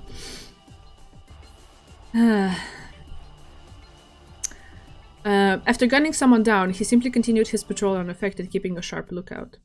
The gears in Haru's head were ready to turn at a moment's notice. Ever since that bombing at a Moscow theater, ever since the day she lost her mother, Haru's anger and hatred toward Maou never left her for a minute. The fact that Maou had posted a professional here implies that this region is more important than Central Boulevard. Next, she simply needs to understand why. As Kyosuke mentioned, Mao's objective is the release of Samejima Toshikatsu. Presumably, the main hostage is the politician Imada. She also knows that Sano Corporation employees are being held captive. The terrorists likely intend to kill them to serve as a warning to the police. Will the police really accept their demands? Police jurisdiction does not include the premature release of incarcerated convicts. However, Maou must already know this. He is not the sort of man to cause this perverse uproar without even the remotest chance of success. Then again, perhaps he's using terrorism on such an unprecedented scale in order to sway the government's decision. Naturally, the police will stand by their tenets. they will not negotiate with terrorists. So then, what could be stopping the police from charging in when there have been multiple civilian casualties already? Contributing factor number 1. The majority of the rioting mob is composed of minors. Contributing factor number 2. The police have likely not secured a satisfactory insertion point. Contributing factor number 3. Imagawa's location has not been confirmed. The first contributing factor is a perfect example of Mao's pathological caution. Though Japan does occasionally see crimes committed by minors, it's still a small fraction of their juvenile delinquency of the West. This situation, however, is severe enough to warrant calling in an assault team. To top it off, the children involved have barricaded themselves in a contained area. Needless to say, the police higher-ups who are calling the shots must be scratching their heads on this one. The second contributing factor gives birth to a number of doubts. Let us assume that each of the land routes into the central boulevard has been barricaded. Even so, it's an entirely flawless barricade, even truly realizable. An entirely flawless barricade, even truly realizable. Okay, that's a good question. There must be at least one weak point in the defenses. If one wanted to cut the swath through downtown, there are a number of available methods. Off the top of Haru's head, an armored vehicle could crash through a building, or explosive could blast through a pile of sandbags. Thus, the cause of hesitation would ultimately have to be Mr. Imagawa. Haru herself was not very familiar with him, but he appeared to be quite a political big shot. If the police can't pin his location down exactly, then even should they secure an insertion and extraction point, he would be killed before the special assault team could reach him. And therein lies the reason for why Maou chose to create such a wide buffer of devastation around him. Even if they did manage to break through the barricade and search aimlessly for Imagawa, the police would be face to face with the lurking mobs. Naturally, their trigger fingers would be less itchy when faced with a horde of children, especially when each one would be impossible to readily identify as civilian or bogey. Just then, Haru thought she heard Kyosuke's voice. "Come on, Usami, what are you thinking?" He's got a point, Usami thought. Really, what was she thinking? She should be devising a plan to reunite with Kyosuke as soon as possible, and maybe even escape this hell. Let's just go home and listen to some classical music.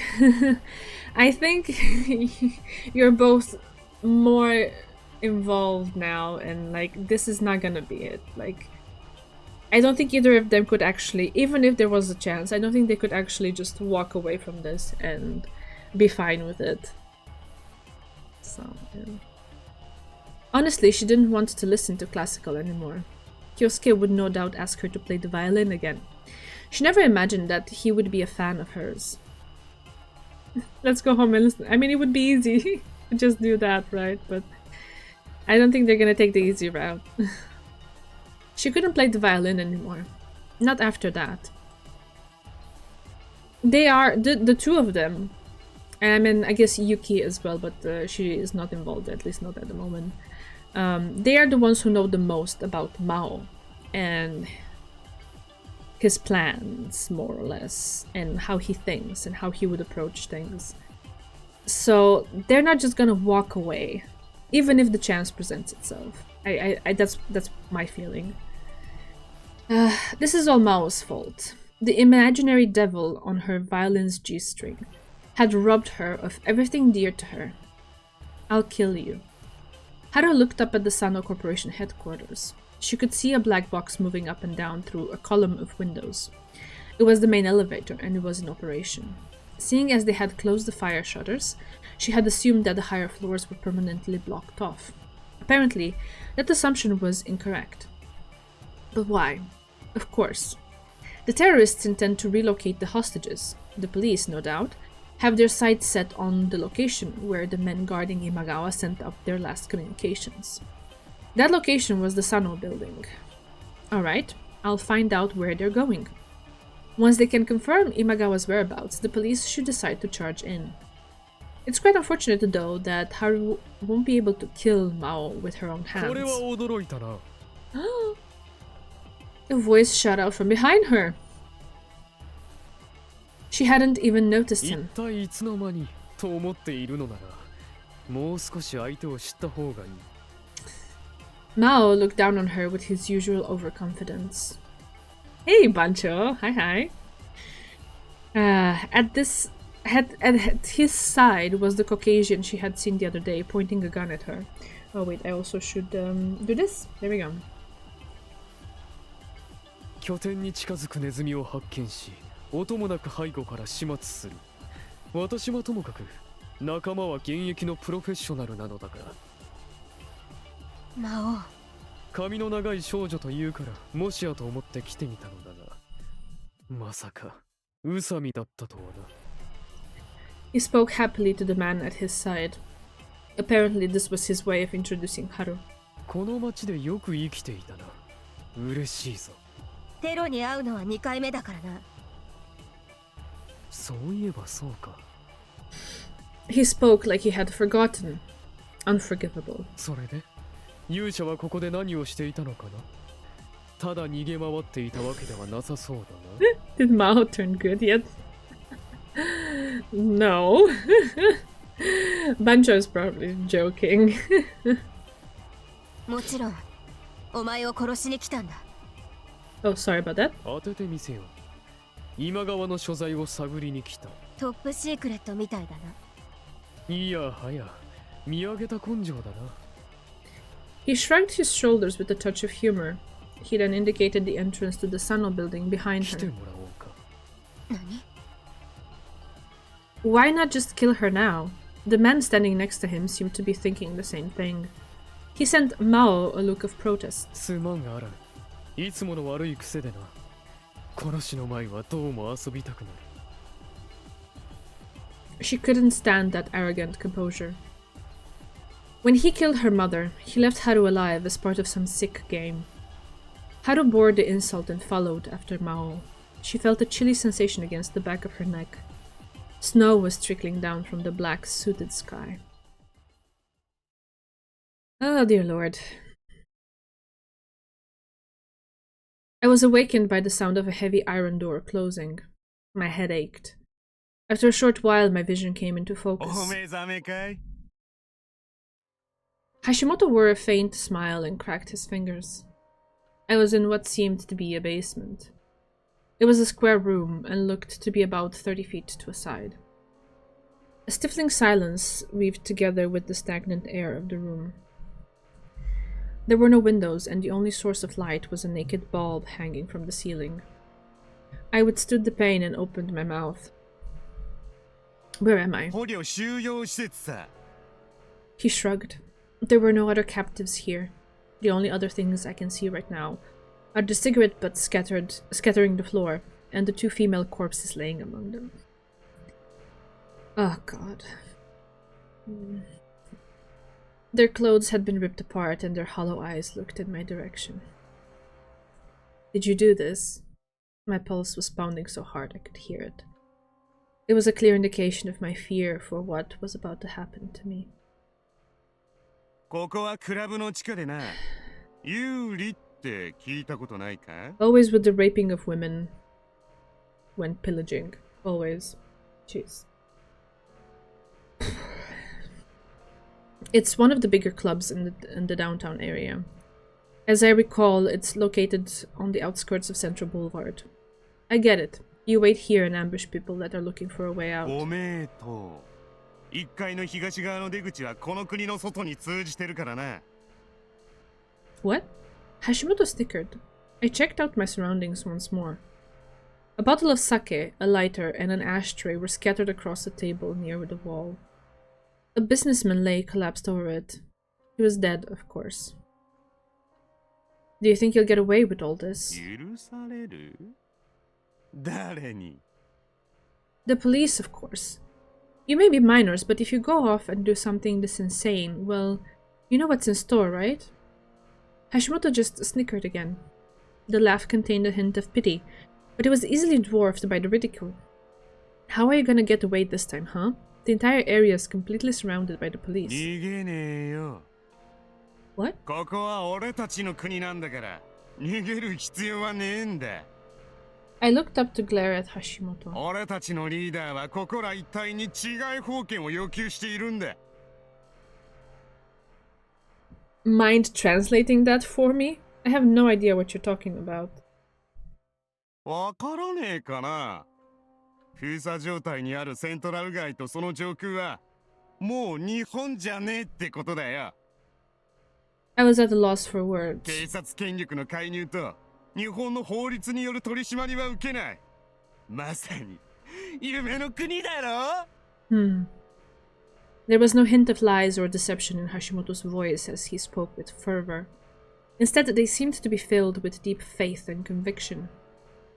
They had a twist of ecstasy in them. The result was the spitting image of some crazed cultist. Do you really believe all that shit? じゃあ浅井はある日突然セントラル街が戦場になるなんて話をされて真に受けるか？ There was nothing I could say to that. いいか浅井。俺の親父はよ、俺とは違ってクソ真面目に学園の教員やってたんだよ。教頭になるって結構すごいことらしいぜ。それがよ、白鳥の親父にはめられたばっかりに何もかもおかしくなっちまった。うちには毎日のようにテレビ屋が来るし、母親は実家に帰っちまうし、妹は小学校でいじめられてんだ。I had a similar experience myself, so I could understand his grief to a certain extent. そんな時によ、ほいっと拳銃渡されたら、つい人でも殺したくなるだろ。However, I couldn't sympathize with his base nature. To a kid in the prime of his youth, pride is everything. Yeah, I guess so. You can't let people look down on you. If someone pulls one over you, you return the favor. If someone screws up your family, then get back at the world by screwing up everyone else's family. Maou understands that part of the human psyche rather well. Okay, but just for a minute, there's no way you could make your own country. First, what would you do about food? You may have enough for another week or so, but what then? Plus, if you break off relations with Japan, they're going to cut off electricity to the area. Not to mention the fact that your guns are going to run out of ammunition eventually. And when that happens, this little country of yours will be smashed into the dust. That's not an answer. You guys are just being used.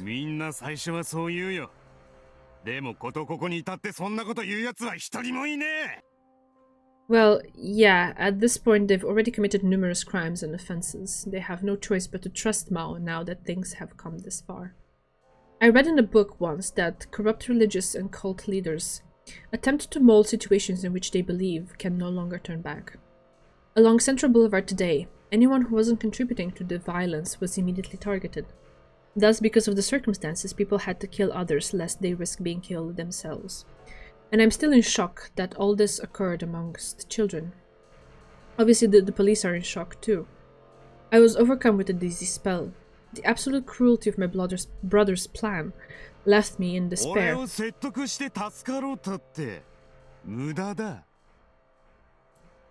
Yeah, I know. We weren't even friends at school, really.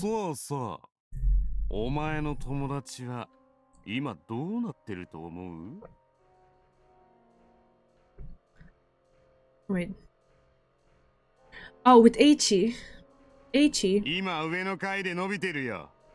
仲間になるとか言っといていきなり襲いかかってきやがった。見え見えだっての。マジでバカだよ、あのチビ。Yeah, that about sums him up. My voice was so empty, I surprised even myself. So he's still alive. ああ、これからみんなで面白い見せ物しようって話になってんだ。He spoke with glee. 公開処刑ってやつ？ほら。ネットの裏サイトとかで中東の兵士が惨殺されるあれあるだろ。 I'm aware of it. 今いろんな残虐シーンをよネットにアップしてるんだよ。すると世界中の人間が俺たちを恐怖するってわけだ。 They've entirely left the realm of sanity. I steeled myself for what was to come. So you're planning to make Aichi the victim of whatever sick bullshit you can think up? お前もな、 He nodded without a second of hesitation. 悪いことだってのは知ってる。でも、悪こそが人を救ってくれるってようやく理解したんだ。Well, you and I may be small fries, but there's one thing I think you ought to know. え? I will always be the bigger fry. You're just a tool to be manipulated by a greater evil known as Maou. You're not even trying to think for yourself. I thought back to my late father. A true villain is one that neither follows nor flatters anyone. A being of absolute solitude. I never really understood that until the last minute either. So don't go running your mouth about shit you think you've realized. Hashimoto suddenly came flying at me. The anger on his face was on a different level than before. His foot left the ground with sharp force. I tried to block with my hand, but my body wouldn't move like I wanted it to. By the time my brain had time to recognize the dull pain, I had already been knocked against the wall. I was still conscious, but I couldn't breathe. He delivered a vicious blow to my abdomen. I was unable to form words. Only a moan leaked out as I writhed in agony. I slowly tried to get up. My body felt extremely heavy. I had trouble breathing, like there was something stuck in the back of my throat. I finally managed to lift myself up by planting my hands and feet on the floor. Hashimoto took a step backwards. Fuck, I was planning on charging at him. I released my hands from the ground and managed to make it to my feet. I needed to stand up, move, and get out of here to meet up with Usami as soon as possible. Hashimoto pushed me down and delivered another kick to my side. Small fry, I continued jeering him. Maybe the reason he's flying off the handle so badly is because he just doesn't like my face. Oh, I'll stand up. I'll stand up as many times as it takes. But the floor around me was shaky, so I couldn't find a steady foothold. I sprawled forward on the ground, then pushed backwards against my lower body. I planted my feet on the ground, straightened out my knees, and finally rose to my feet. I used both legs to support my upper body, then... This time it was a punch. As my backside hit the floor once again, I stared up arrogantly at the little small fry. He was the one losing his cool. I chuckled a bit. The swaying of the floor grew more severe, and my ears started to hurt from lack of oxygen.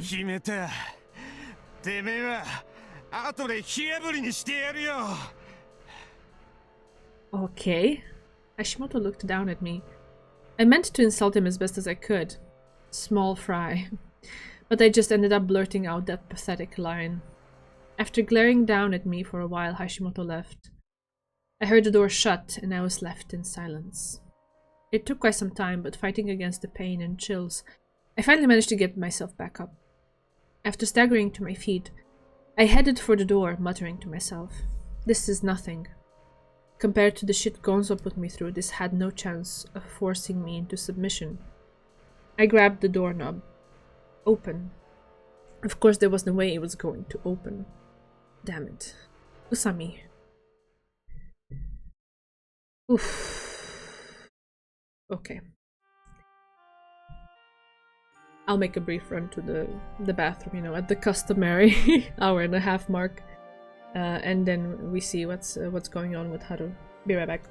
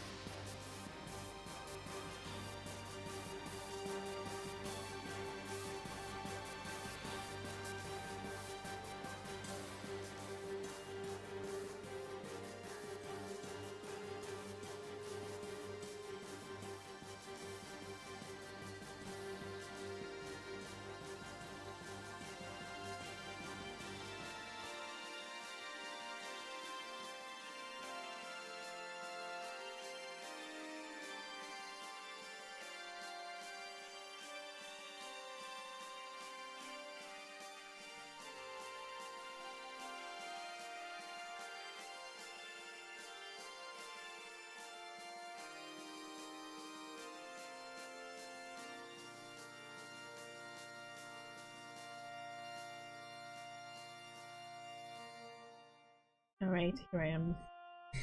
The elevator shuttled silently upwards towards its destination. Oh wait, I actually need to hide myself. Bye again. There we go. Inside, just as silently, Mao watched Haru with crossed arms. Haru was similarly watching him, waiting for an opening to attack. Mao was clearly getting a kick out of the situation. He had left Haru unrestrained and was now simply watching her. His grin seemed to scoff, "If you've got something up your sleeve, show me." The elevator doors opened. Just beyond a dark, narrow passage, the fated rooftop awaited her.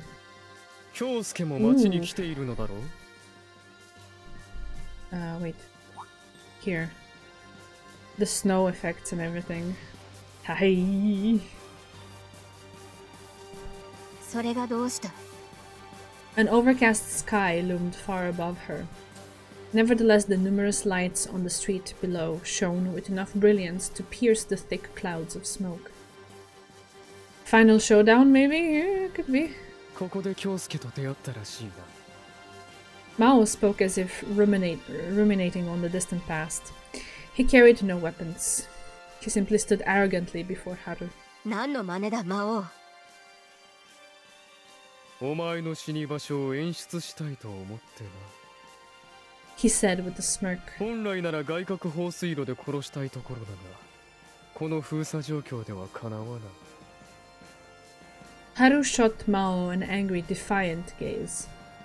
Mao continued on. 昔、京介とゲームをしてな。夜中まで遊んだものだ。ロールプレイングゲームとかいうジャンルらしい。それがなんだ？勇者と魔王が最後に戦うのが、ちょうどここのように誘惑のある場所なのだ。His eyes held a content, distant gleam. 勇者は成長し、やがて魔王を倒すのだが、お前はどうかな。私の10年は復讐が全てだった。対象は国家であったり、浅いゴンゾーであったり様々だが、憎悪の中心にいるのはいつも宇佐美だった。それは私も同じことだ。お前が私の人生を狂わせた。私を殺すというのか。京介の兄である私。Haru's expression tensed as hesitation attacked her. 京介がかわいそうだと思わないか。あれは私を慕っていた。私が死ねばきっと少なからず悲しむことだろう。この後に及んで命乞いか？いいや。He replied, shaking his head. お前だって悪を犯そうとしていると教えてやりたかっただけだ。そんなことは分かっている。Mao's eyes flooded with enough hatred to nearly push them out of their sockets. 宇佐美よ。どんな人間も最後まで自分の正しい世界に生きて死んでいくのだ。She knows that. Even as they speak, Haru's heart is ablaze in an attempt to justify her desire for Mao's destruction. Whenever one succumbs to violence, one turns to that beloved weakness known as justification. Whether the victim be a heavily armed terrorist or a helpless little girl, once a person has killed someone, he or she will always seek righteousness in the act. 人はいつまでも同じ感情を抱いてはいられないという。私も時にはお前を許そうなどと考えないでもなかった。親は親、子供は子供と当たり前の主張が両親に語りかける。Haru shared that particular experience. There had been sleepless nights in her life, nights where she considered releasing this asinine revenge in favor of a normal life. だが、結局は憎しみが勝った。父が言っていた。春という少女を殺さなければ、宇佐美に思い知らせてやれないと。Yeah, that's... there is no logic behind that, just emotion.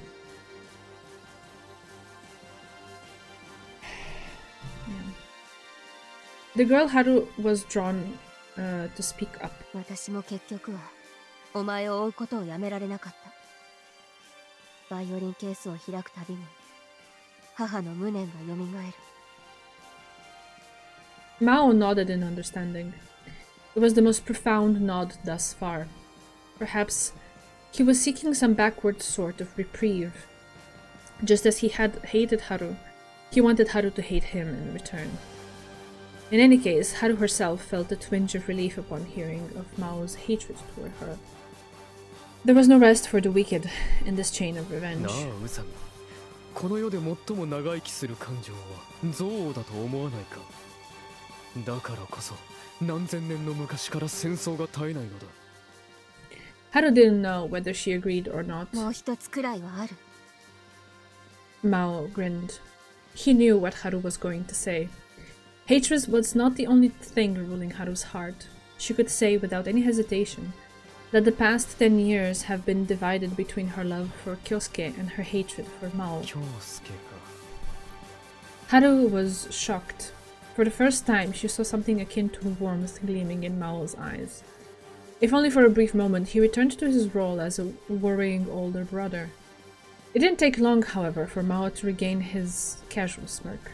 安心しろ。お前を殺した後、京介もあの世に送ってやる。いつまでも二人仲良くやっているね。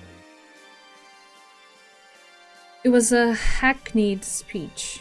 What a sad man, she thought. Samejima Kyohei was a man of extraordinary talent and initiative, yet he had gone on to devote it entirely to a life of revenge.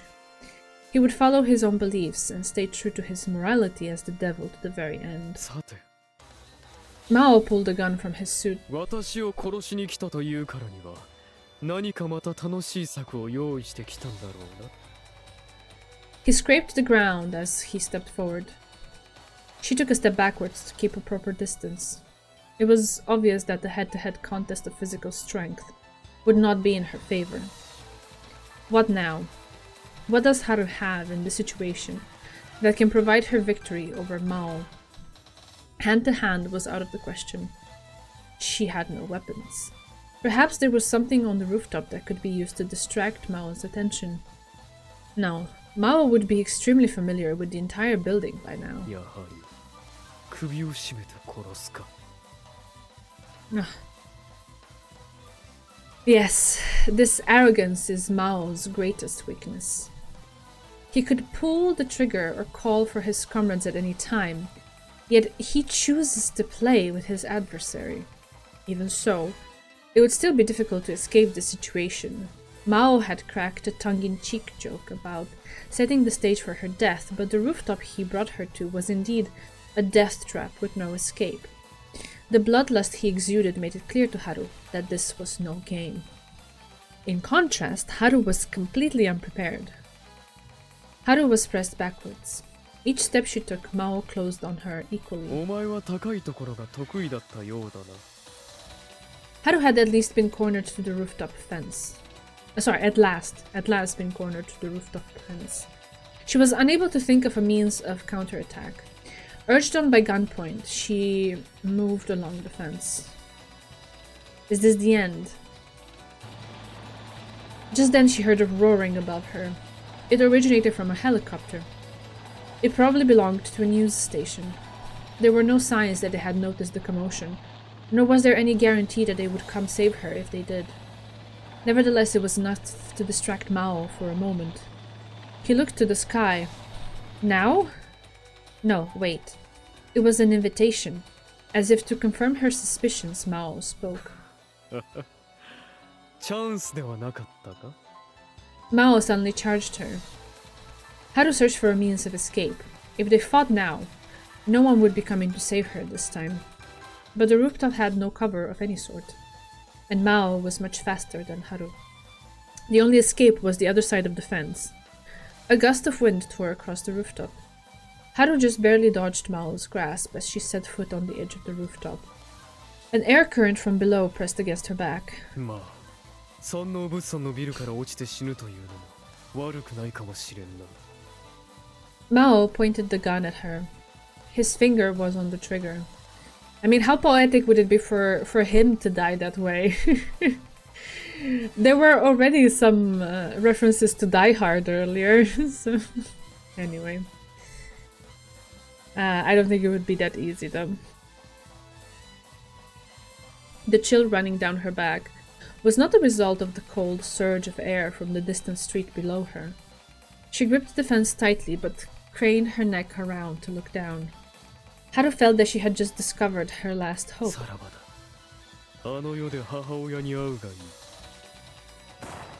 Haru twisted around to avoid the bullet.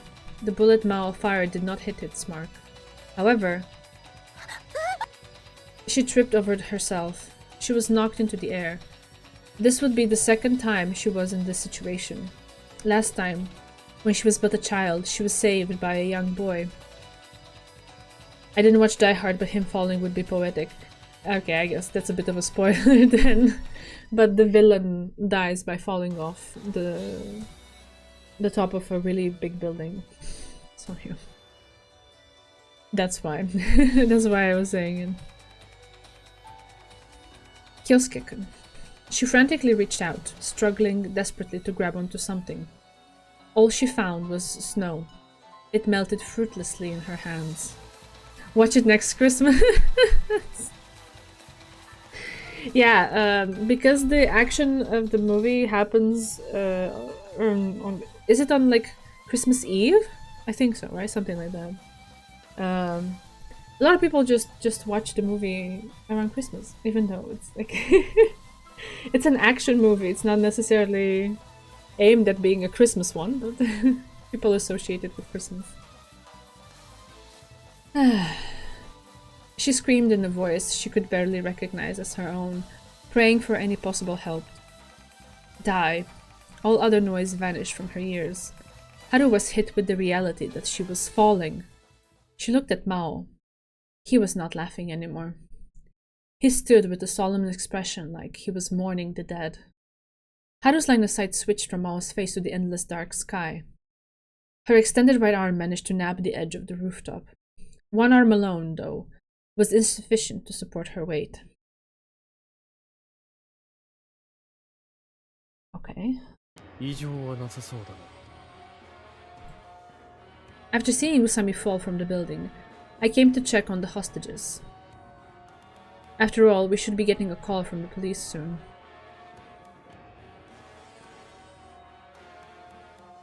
Aw, that's nice. Cookies and mulled wine sounds amazing. Yeah. I don't believe that, but also, like, isn't that a little bit... what's the word? Oh, fuck, I can't find it. I know what I want to say as a concept, but I can't find the word itself. Sloppy? Yeah. Isn't that sloppy of him to not properly confirm? Anyway.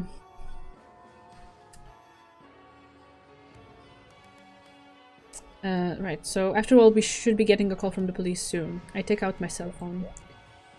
I chose to use a cell phone for my negotiations with the police in order to make it harder for them to ascertain the location of the hostages.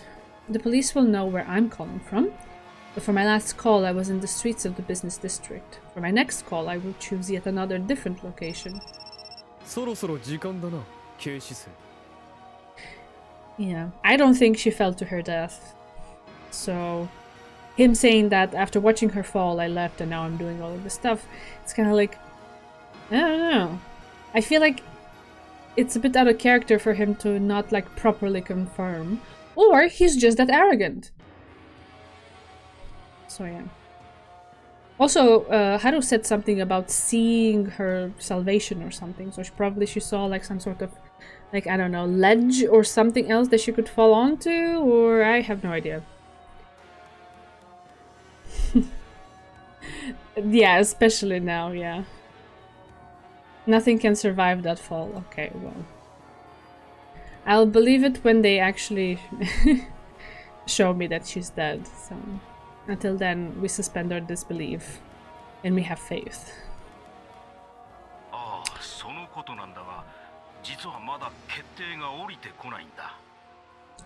That would also be an incredibly anticlimactic end for her character too, so I don't believe it.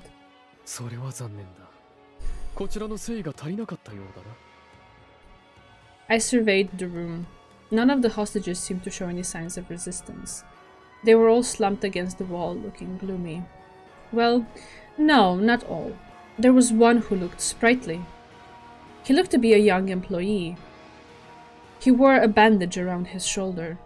His features seemed indicative of one that grew up in a nice environment, but his eyes spoke of a strong will and the intent to break through this dilemma. I see. I was about to say it's probably him, yeah. He must be the one who saved those kids earlier. 言ったはずだ。時間の延長は一切認めない。分かっている。けれど、君も分かっていたのではないか? He's a pro, right? 現実的に8時間というのは短すぎるとは思わないか? 総理以下、関係閣僚を招集するだけでもかなりの時間がかかったらしい。その上、これほど重大な決定を下すにはどう？それで？せめてあと5時間待ってもらえないだろうか。5時間待つと何かいいことがあるのかね。それだけあれば決議は下りるというのが警察の見解だ。I clicked my tongue. ノロマは罪だと思わないか。待て、早まるな。今から人質の一人を殺す。銃声をきちんと聞き届けるように。落ち着け。人を殺して何になる？確かに我々は要求された時間に間に合わなかった。しかし君はプロだろ。だったらせめてもう少し時間をくれ。少しの猶予が君の計画にそれほど支障をきたすのか。君はそんな甘い算段を持って我々に挑戦してきたのか。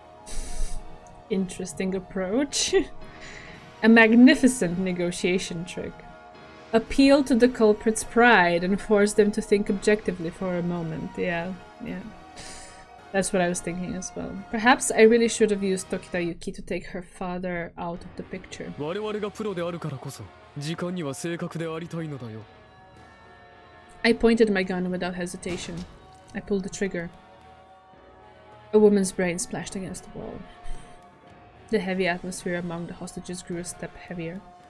The room was enveloped in screams. They were followed by yelling of the female employee's name and finally wrapped up by subdued crying. 聞こえたかな? Superintendent Tokita was apparently too mortified to respond. 1時間後、また連絡をもらおう。人質はあと10人はいる。I will kill one hostage every hour. I hung up the phone. Just then, someone yelled out at me. It was the young employee from before. I was curious about what he was going to contribute, but unfortunately... Using MC's favorite word, yeah. He was filled with indignation, and there were tears in his eyes. I just returned a faint smile and left. Killing a courageous man like that has little effect, yeah, that's what I also was thinking. He chose the one with the most impact. The most effective screams will always be the ones that come from a woman's lips. Great.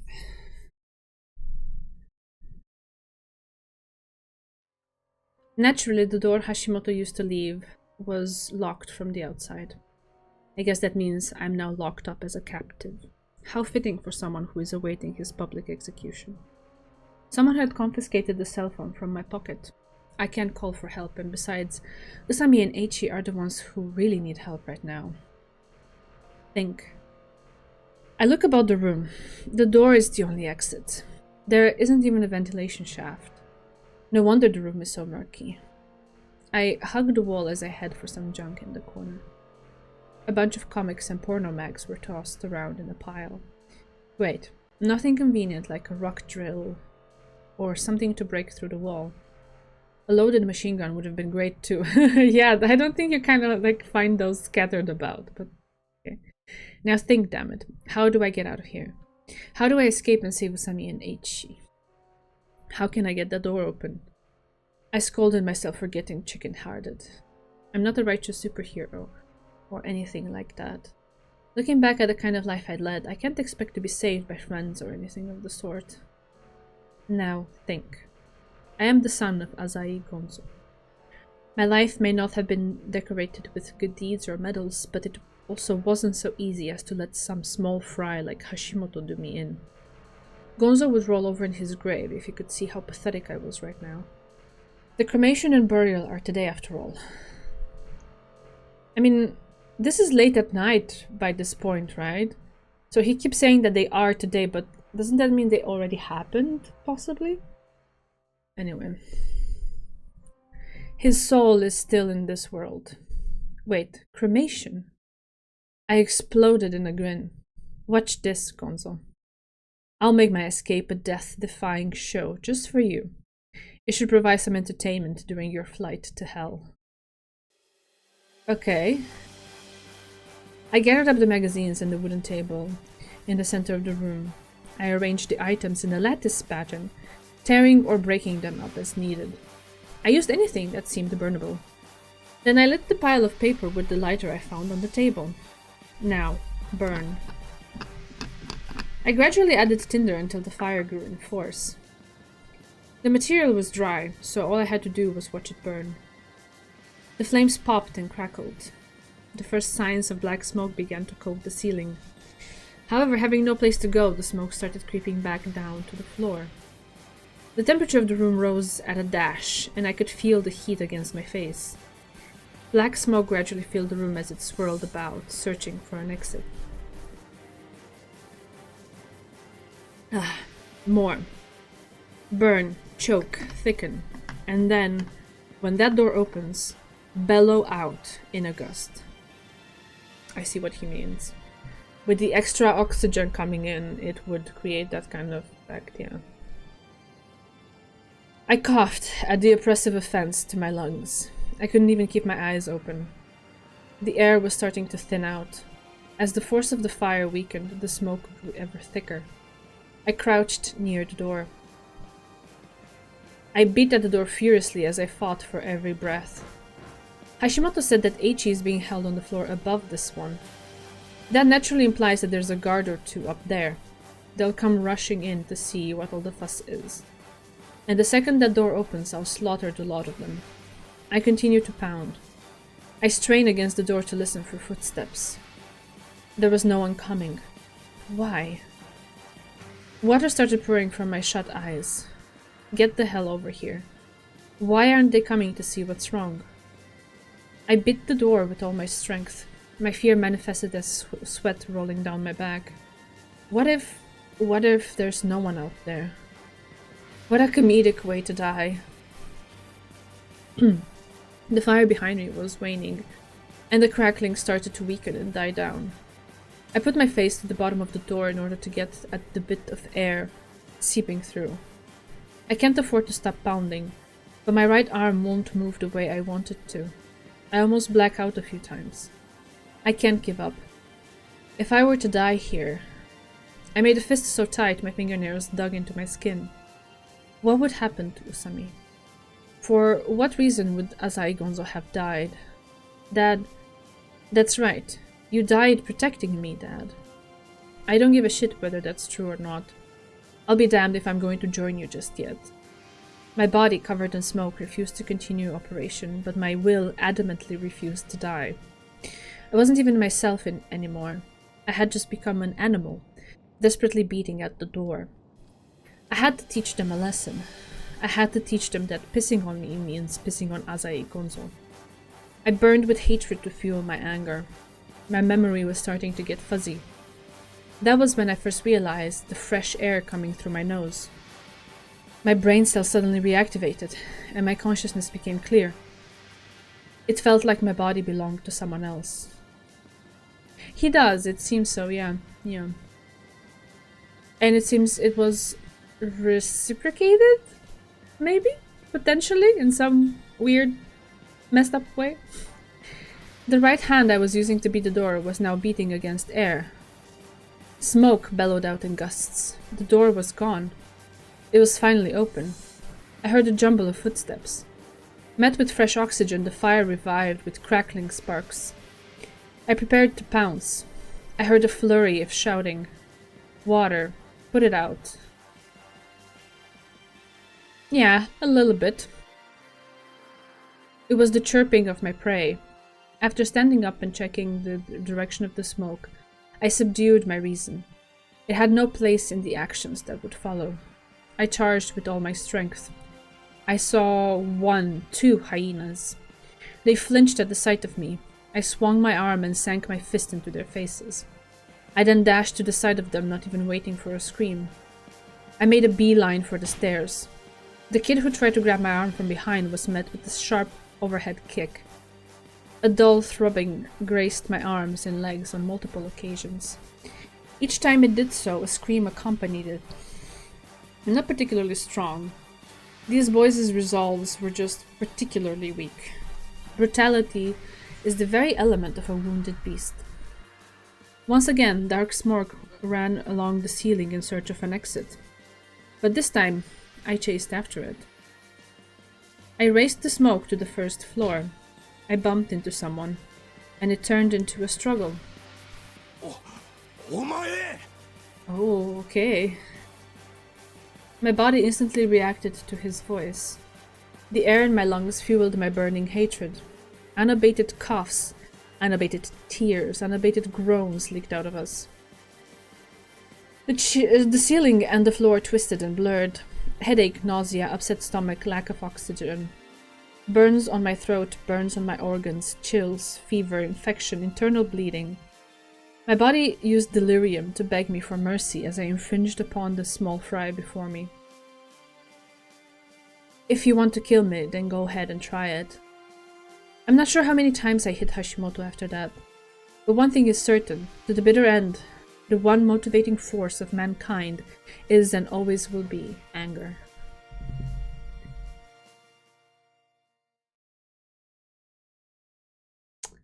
Okay then.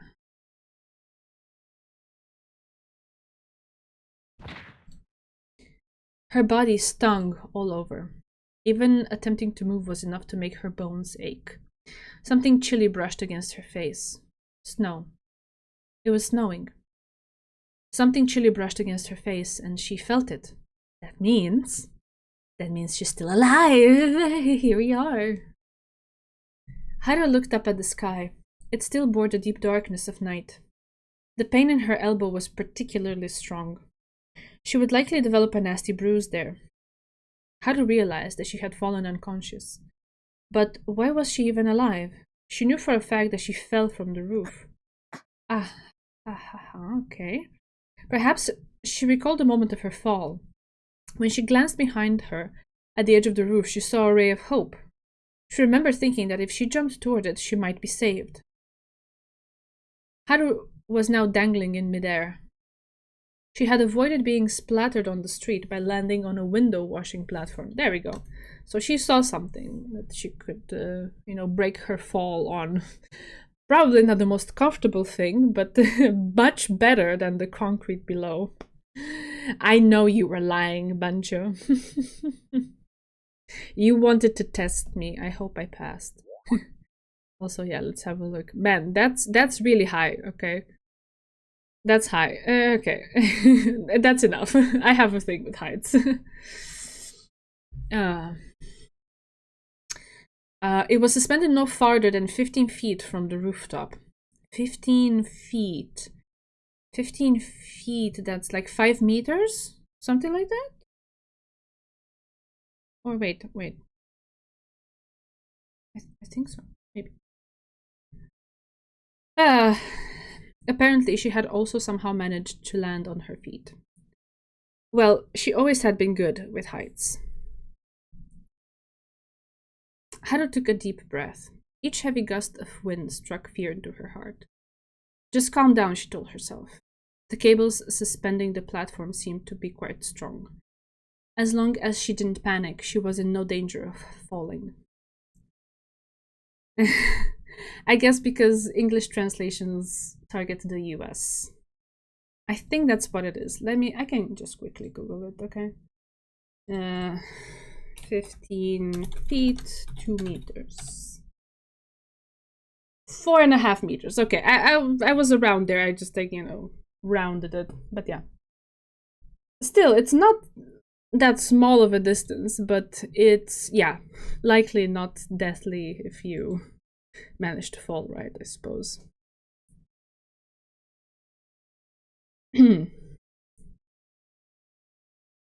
It's much better than falling off like the entire height of the building, that's for sure. But still, how the hell am I supposed to get down from here?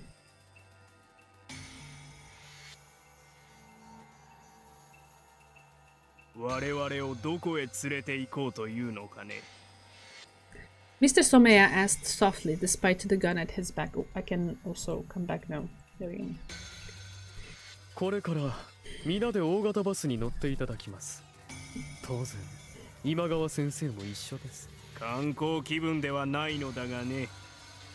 ご安心を。10分もすれば目的地に到着します。And that destination will be your new confinement area. It would be dangerous to keep the hostages in the same location the entire time. Seeing as the incident began at the Sano building, the police will have done their homework on it. That likely wouldn't even be necessary, as they should be familiar with Imagawa's schedule for the day. Naturally, they'll have their sights set here first. If they airdropped a few commandos on the rooftop, we wouldn't come out of it unscathed. それぐらいの距離なら歩いても行ける。Imagawa was still right as rain. さすがは CO2 削減を標榜している先生ですな。しかし、外にはボートが充満しておりましてね。私の命令も聞かない血気盛んな若者がいるかもしれませんが、それでもよろしいですか? That's not a lie, as the rioting out there was never really any of my concern. All I did was order them to play to their heart's content. I wouldn't even be able to guarantee my own safety out there. For all I knew, I'd be shot dead by some kid on crack cocaine. お分かりですね。では、出発しましょう。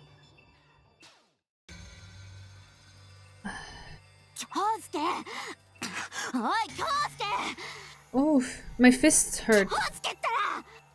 Heavy, irritated breathing bothered my ear. Oh, Eichi, are you okay? Where's everyone else? I smelled something burning. Fire? Oh, yeah. I did that, didn't I? I had Hashimoto pinned down to the ground. He was moaning and his face was swollen, something awful. After the adrenaline rush wore off, my entire body started screaming. I had lost nearly all sensation in the arm I used to pummel Hashimoto. Eichi stood beside me in tatters. His legs were wobbly. He must have taken quite the beating. Yeah, Hashimoto said there's a way out through this club.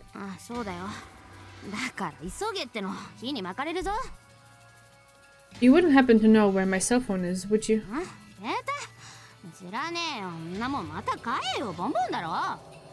I can understand why Eichi is so worked up. The conflagration downstairs had already spread to this floor. I guess the police won't be able to use this route either if the building goes up in flames. Give me your cell phone. Guess I'll just grab one from Hashimoto then.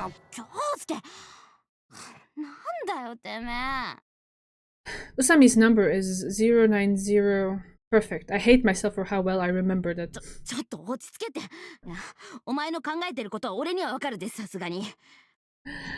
If you have a phone, at least get outside first before trying to make the call. Like, jeez.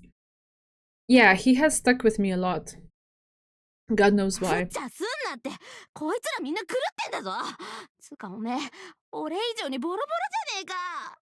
I only know my own phone number. I am ashamed to admit. Apparently, I really, truly... What, Sami? Huh?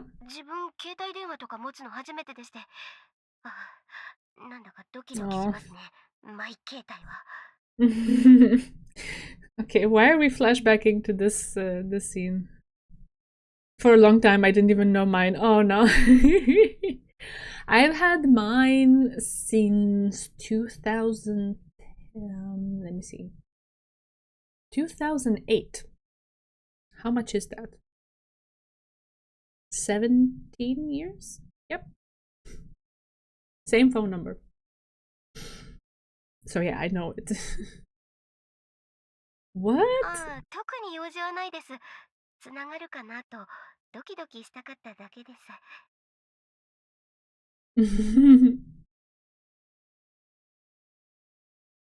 ですから、ちょっとだけでよろしいんですがね。I don't know. That morning, maybe? If we went to the shrine around 4 or 5, it might work out. 決まりですね。Wait. What's 要 decided? は、私を選べってことです。Oh, for just get out of here. Oh man, all these flashbacks. Huh? Where's the し outfit? てるじゃないですか。That's a jogging suit. おめかしじゃないですか。To my father in prison. I'm sorry. Even though she's the daughter of your enemy, Eiichi, you go on and get out of here.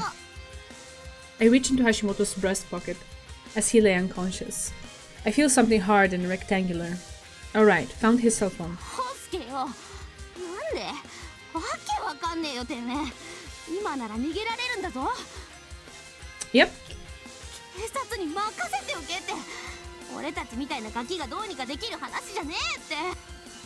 You're probably right, but the police are caught in one of Mao's trademark stalemates right now. Yeah, that's nice. We finally see his eyes too, because most of the time they've been covered. 女か。そんなに女が大事なのか。 He has eyes. I never doubted. We just never got to see it. That's not it. わかったよ。じゃあ、俺も。 No thanks, you're useless. You'll only slow me down. I ended up overstating it a bit. A bit? It's the big reveal of the VM. Yeah, this is much bigger than the Maou thing. Absolutely.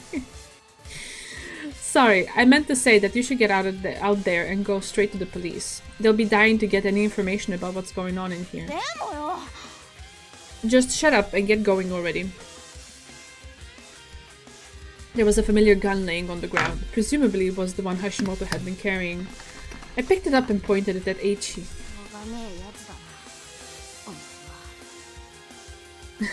Sorry, man. Yeah. That was a good line on Eiichi's part. He spoke solemnly. Aww. For once, I find that endearing. Eiichi ran to the door. I should get out of here too before I become smoked meat. Hashimoto was coming too. I smack him across the cheek. You should probably get the hell out of here if you don't want to die. Forcing my protesting body back up to my feet, I dash outside. Okay, back to the shadows I go. Haru heard the sound of an engine from the distant streets below. It looked like it could be a bus. The large vehicle's cabin lights were on, and it sat idling in front of the Sano building. The lights betrayed the silhouettes of nearby people as they boarded the bus in a line. Those must be the hostages. She should make sure to note where the bus drives off to. Her cell phone suddenly rang. The surprise almost made her slip and fall. The platform shook in protest. She was overcome with emotion over his familiar voice. Her eyes began to tear up. He asked if she was alright. He told her not to worry about it. Where are you right now? He asked in a deep voice. Haru briefed Kyosuke on the current situation. She told him about falling from the roof and how she had survived by jumping to a window cleaning gondola. She also made sure to add that the gondola was now a bit shaky.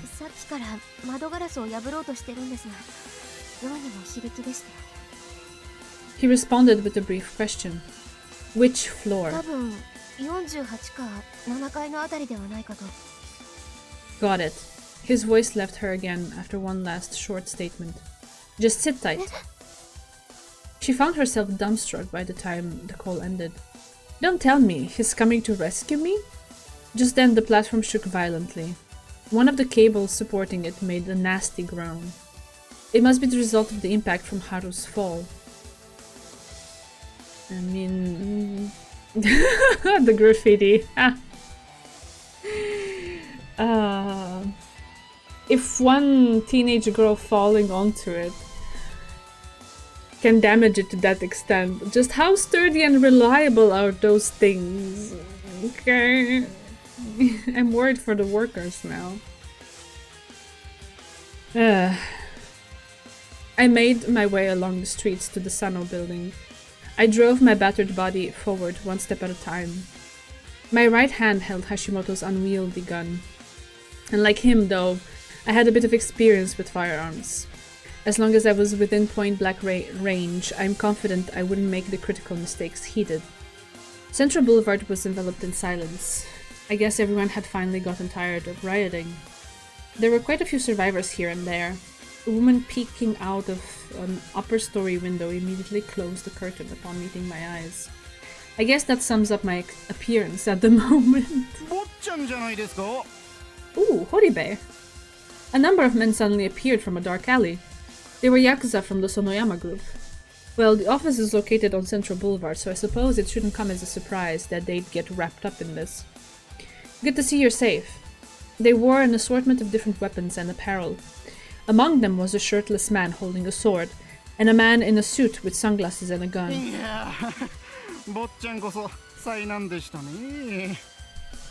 Even Horibe was unique in a sense, retaining his usual smile in the face of the situation.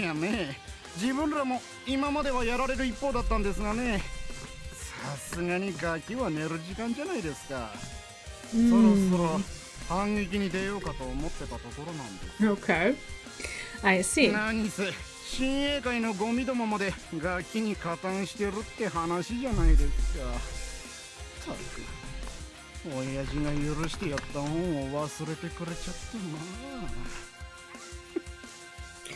He had a cruel smile on his face. I somehow doubt that Horibe is capable of death. Meaning he can't die? That's probably what he meant. Looks like we won't be making it to Dad's funeral.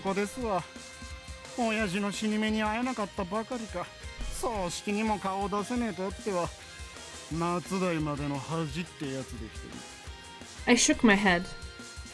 Azai Gonzo doesn't need some formal funeral. The look in Horibe's eyes changed. He's probably pissed off right about now. In fact, I know he is. The beast is wailing in anger. Can you hear him? I don't need a goddamn funeral. Just get out there and slaughter all who would oppose me. Well, Horibe? Can you hear him? Horibe looked at me appraisingly for a moment, then opened the way. I continued my march onwards.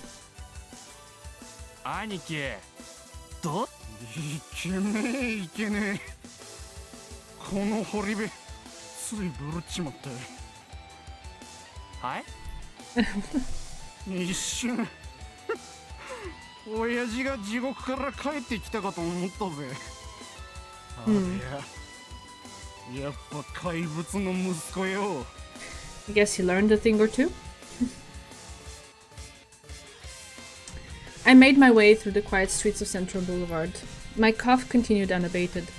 Pain coursed through my entire body again, and nausea and chills threatened to bring my feet to a halt. I staggered unsteadily through the night. There was a boy sleeping at the side of the road. Sleeping?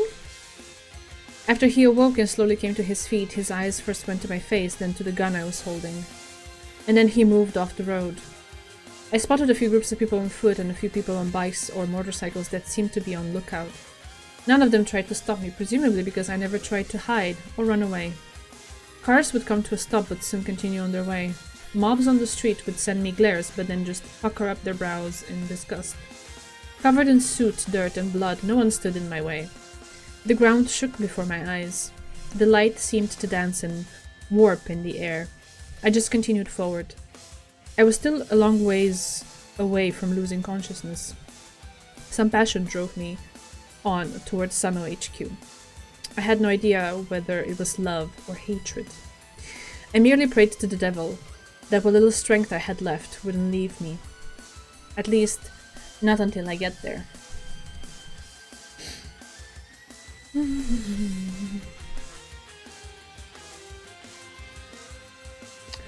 One of the 4 cables supporting the platform had snapped. Oh god, how cliché! After a jarring metallic sound, the platform inclined at a slant. The tilt gradually worsened as time passed. The bolt fastening the cable closest to the building was beginning to come loose as well. She tried to jam it back in, but without the proper tools, there was nothing she could do. If a second cable snaps, it's all over. The gondola swayed about in the air like a swing, and the footing became precarious. Haru beat against the window pane. She put as much strength into it as possible. Oh, sorry, I'm starting to lose my voice now. Without losing her footing. Regretfully, the glass was unaffected. Were there any tools she could use to break through the thick glass? Something hard or sharp? No. There was nothing. Haru almost fell off the platform in panic. The knowledge that the more panicked she became, the more the platform would shake, did nothing to stop her trembling legs. I made it. I looked up at the skyscraper. The sky was dark and I could not spot the platform Usami spoke of. Wait a second. This is rather odd. Weren't the hostages being kept in this building? That should mean the terrorists are holed up in there too. Okay, I guess Haru would have been able to tell you that if you had, like, not interrupted the call immediately. Oh, thank you for the hydrate. I am a little bit, but it's not just the tiredness, it's simply for, like, you know, speaking almost uninterrupted for 2 hours and a half. It will do that.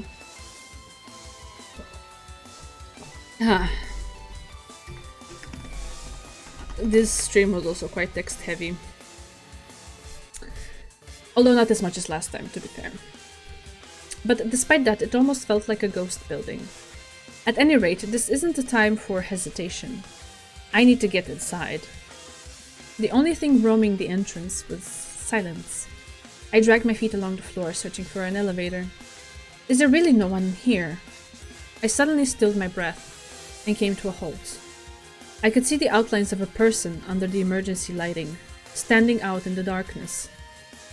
He held a large black gun at the ready. He was speaking to the darkness in English. I hid behind a large pillar and assessed the situation. The man was planted in front of the elevator hall of all places. He stood straight up and at attention without moving an inch. A minute passed with no change in the situation. What should I do? Should I launch an attack? No, that would be entirely in vain. Judging from his posture and equipment, he's a pro. Maybe I could distract him. Oh wait, I actually... Oh, sorry. I keep forgetting to switch this. I could use the old throw a stone and wait for him to check it out, then make a break for the goal. No, I'm not sure how many elevators there are, but there's no guarantee that one would conveniently be stopped at the first floor. I can't even be sure that they're running at all. So does that mean I should just wait until he leaves? That seems to be the smartest move. It seems like the terrorists have abandoned this base, though I couldn't tell you why. As long as I wait patiently, he's bound to rendezvous with his comrades at some point. Then again, the light indicating the emergency exit right to my left was illuminated. A stupid idea crossed my mind. I caught a glimpse of the handrail to a staircase just beyond the emergency exit door. It really was an incredibly, splendidly stupid idea, meaning he's gonna take the stairs to the 48th floor? My entire body was just aching, screaming at me to go on instead of just staying still. I do understand this part, like standing still for an indefinite amount of time, not knowing when the guy's gonna move, if he's gonna move at all. So yeah, I do understand this part. But whoo, 40-something floors, Usami could be anxiously awaiting my help as I sit here. And the more I sit, the more my strength leaves me. Resting makes me want to fall asleep. And on the other hand, moving forward fills me with energy. Yes, that's the way it should be. Someone howls into my ear.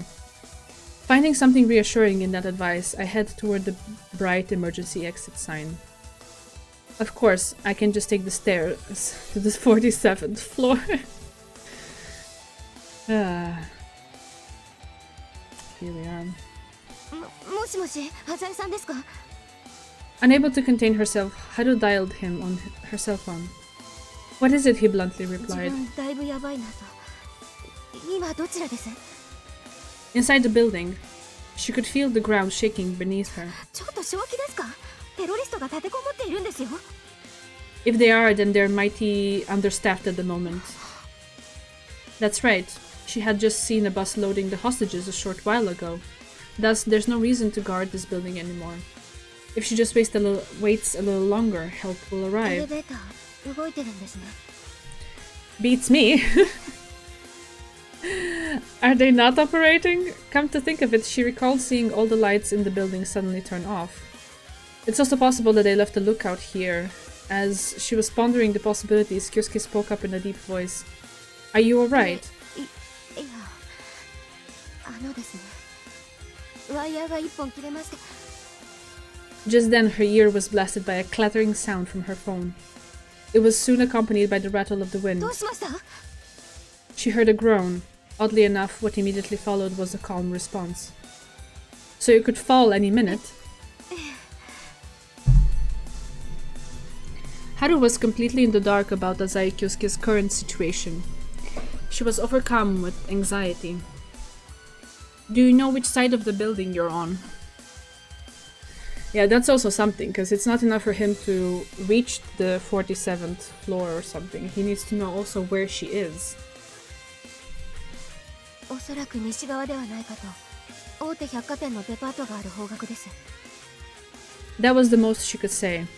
Kyosuke paused for a moment before voicing confirmation. He followed it up with a deep voice.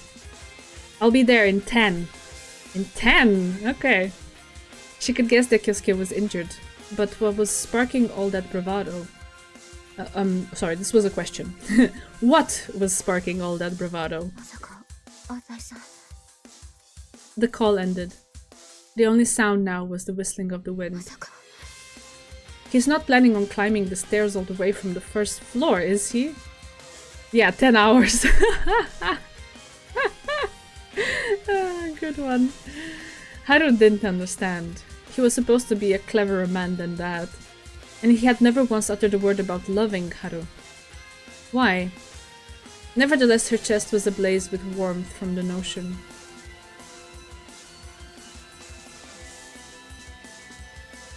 Oof. That he does look exhausted. Wait. There we go. I stepped through the darkness. The emergency light served as my only beacon. I climbed the stairs one by one. I forced my leaden feet into action. My consciousness seemed to drift into a state between waking and sleeping. But despite this twilight state, there was still one thing I had control over. It was almost like a special consciousness, one that had been stored away for emergencies. Yeah, you're running on adrenaline. And your fight-or-flight instincts. It urged me repeatedly upwards and onwards. Rather, it didn't urge me. It seemed more to pull me along, as if it were a separate entity. But regardless, whether it urged or pulled, it was commanding that I move as fast as possible. There wasn't much time left. I've lost count of how many times I've had to peel my soles off the ground against gravity's heavy toll. My thighs are probably swollen like a balloon. Oof. Passing areas that look identical to each other over and over only serve to aggravate my dizziness. I sure hope the floors are numbered. I focus all strength into my legs as I fight off the nausea. I think I've cleared 10 floors. Oh no, just 10. I'll need to repeat what I've done nearly 4 more times. God, it's like I lost a bet or something.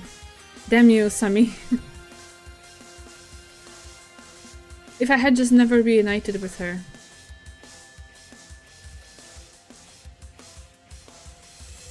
Multiple times now I have nearly tripped over my own feet and tumbled down the stairs.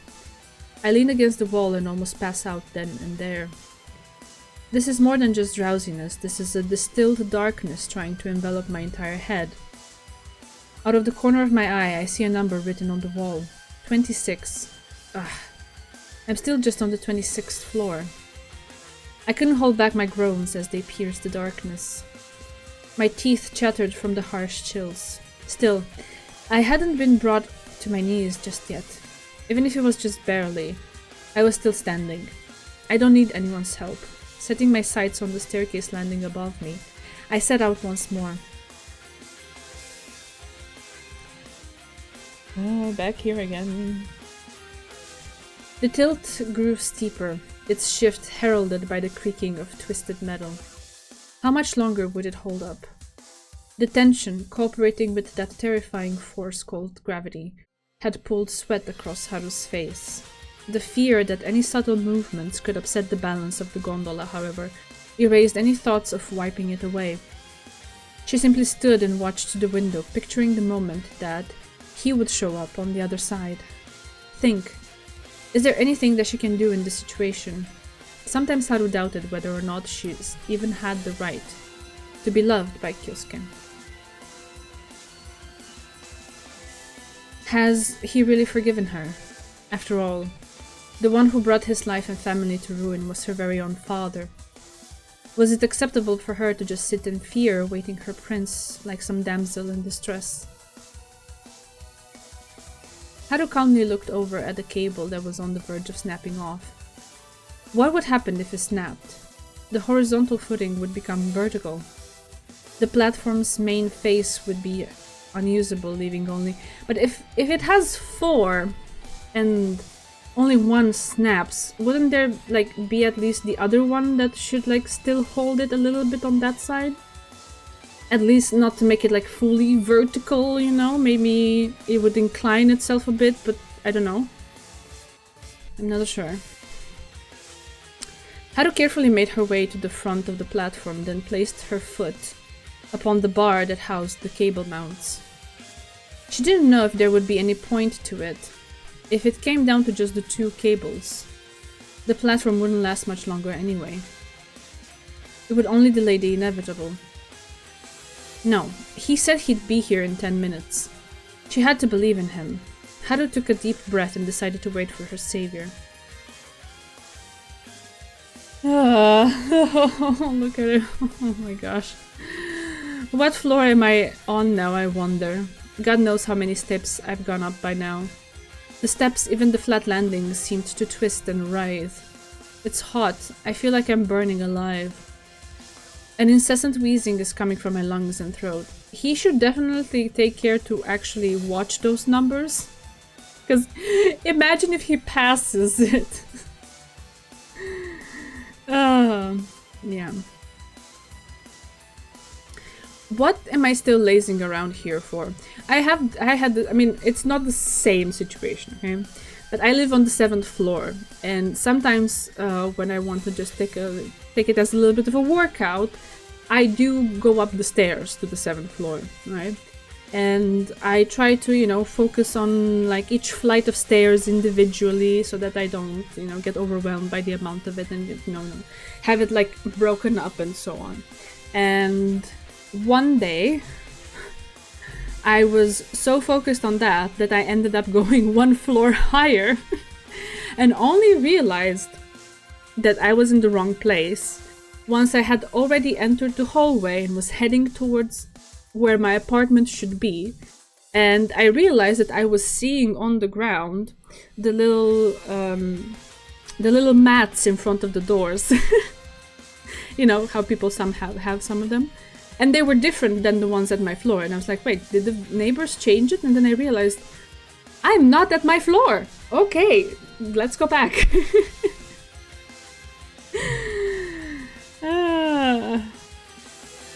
I sometimes go into the wrong apartment building entrance, go up the 5th floor and see the door looks wrong and realize I'm at the wrong entrance. Yeah. Imagine if I had just, you know, gone up to my neighbor above me and tried to enter their apartment. Oh gosh. No, but I would have realized because we also have like a little mat in front of the door, and not seeing it there would have tripped me like, wait, what's happening? But before I got there, we're at the very end of the hall. up the hallway. Before getting there, I noticed the little mats from the other neighbors, and I was like, okay, wait, no, I'm not where I should be. Yeah, I second that. Me too. Right, okay, let's get back to him. What am I still lazing around here for? Hurry. Move, step up, forward. Damn the soles of my shoes. They refuse to leave the ground as if they're glued there. My side is met with a stabbing pain whenever I try to breathe. I'm alone in an artificial construct with no lights and stagnant air. Not even moonlight is permitted to shine in here. But hey, that's what you get when your god is fickle and worthless. Good thing I'm not asking for his help. Solitude makes a person stronger. And if a woman you must protect lies at the end of that solitude, all the better. Oof. If you think you can stop me, go ahead and try. There's no room for heaven on his way, on this wayward soul's stairway to glory. The howl of a beast tore at my eardrums. It was my voice. That's Gonzo's voice. Yeah, it was Azai Gonzo's voice. The turbidity of my consciousness forced me to mistake my own voice. The monster of fear that had pervaded my entire being roared out. Move forward. Shoulder the karma of your mother, who died squashed like a worm. Bear the sadness of your brother, who went mad with revenge. And go forth to your enemy's daughter. Okay, what was that flash? My head bumped into something. It was a hard wall of iron. I tried pushing against it, but it didn't budge an inch. My fingers started to twitch. My chest was scorched by an inferno of vexation. I looked up at the wall. 46th floor was painted on it. It was a fire shutter. The thick wall that had once saved us now served as an obstacle blocking my path. Clenching my teeth, I rose to my feet. Could something this stupid really be happening? It's just a little further. There are only 1 or 2 floors to go. There must be some other way to the upper floors. Dragging along my beaten legs and spirit, I searched the 46th floor. Oh god. Oh. I was trying to get to the point where they actually meet, but it seems this is gonna take a while. Oh jeez. I walked like the dead. It's kinda late, but maybe I should just use the elevator. The terrorists might be gone now. No. Once I got in front of the elevator, I realized something. It's still in operation. There'd be no need to guard an elevator that doesn't work. That means there might still be armed men on the first floor. If I call the elevator to this floor, they'll no doubt find it suspicious and come to check it out. I'll need to find another way, like a freight elevator or a dumbwaiter or something like that. Like a ventilation shaft big enough for a person to fit through. Like anything at all.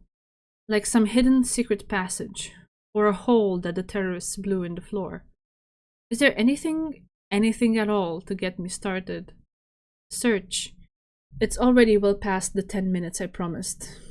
Will I be breaking yet another promise?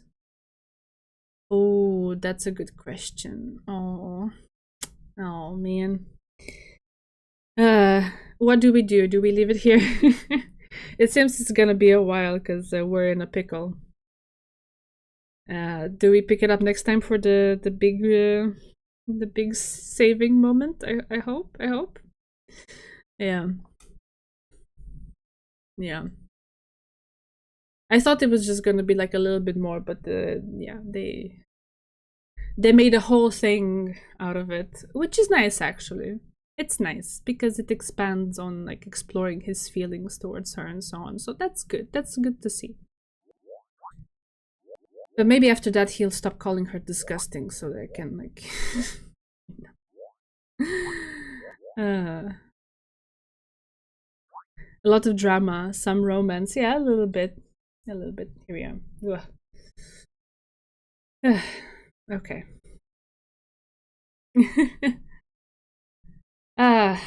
Right. We will see next time how this pans out. I'm sure he will get to her. I mean, the novel has been really cruel in a lot of ways, but I don't think they'll be cruel in this way. So yeah. Yeah, chaos seems to be the word for since last stream as well. So I'm expecting it to fully continue. Yeah, I don't know how big of a happy ending, but I don't know. I feel like there's been enough tragedy and disasters and like people dying and stuff. So at the very least, regardless of what it's gonna happen with Maou later on, at the very least, I would say I have I don't know, the confident inkling that he will save Haru, and then there will be a final showdown with all three of them, because otherwise what was the point, you know?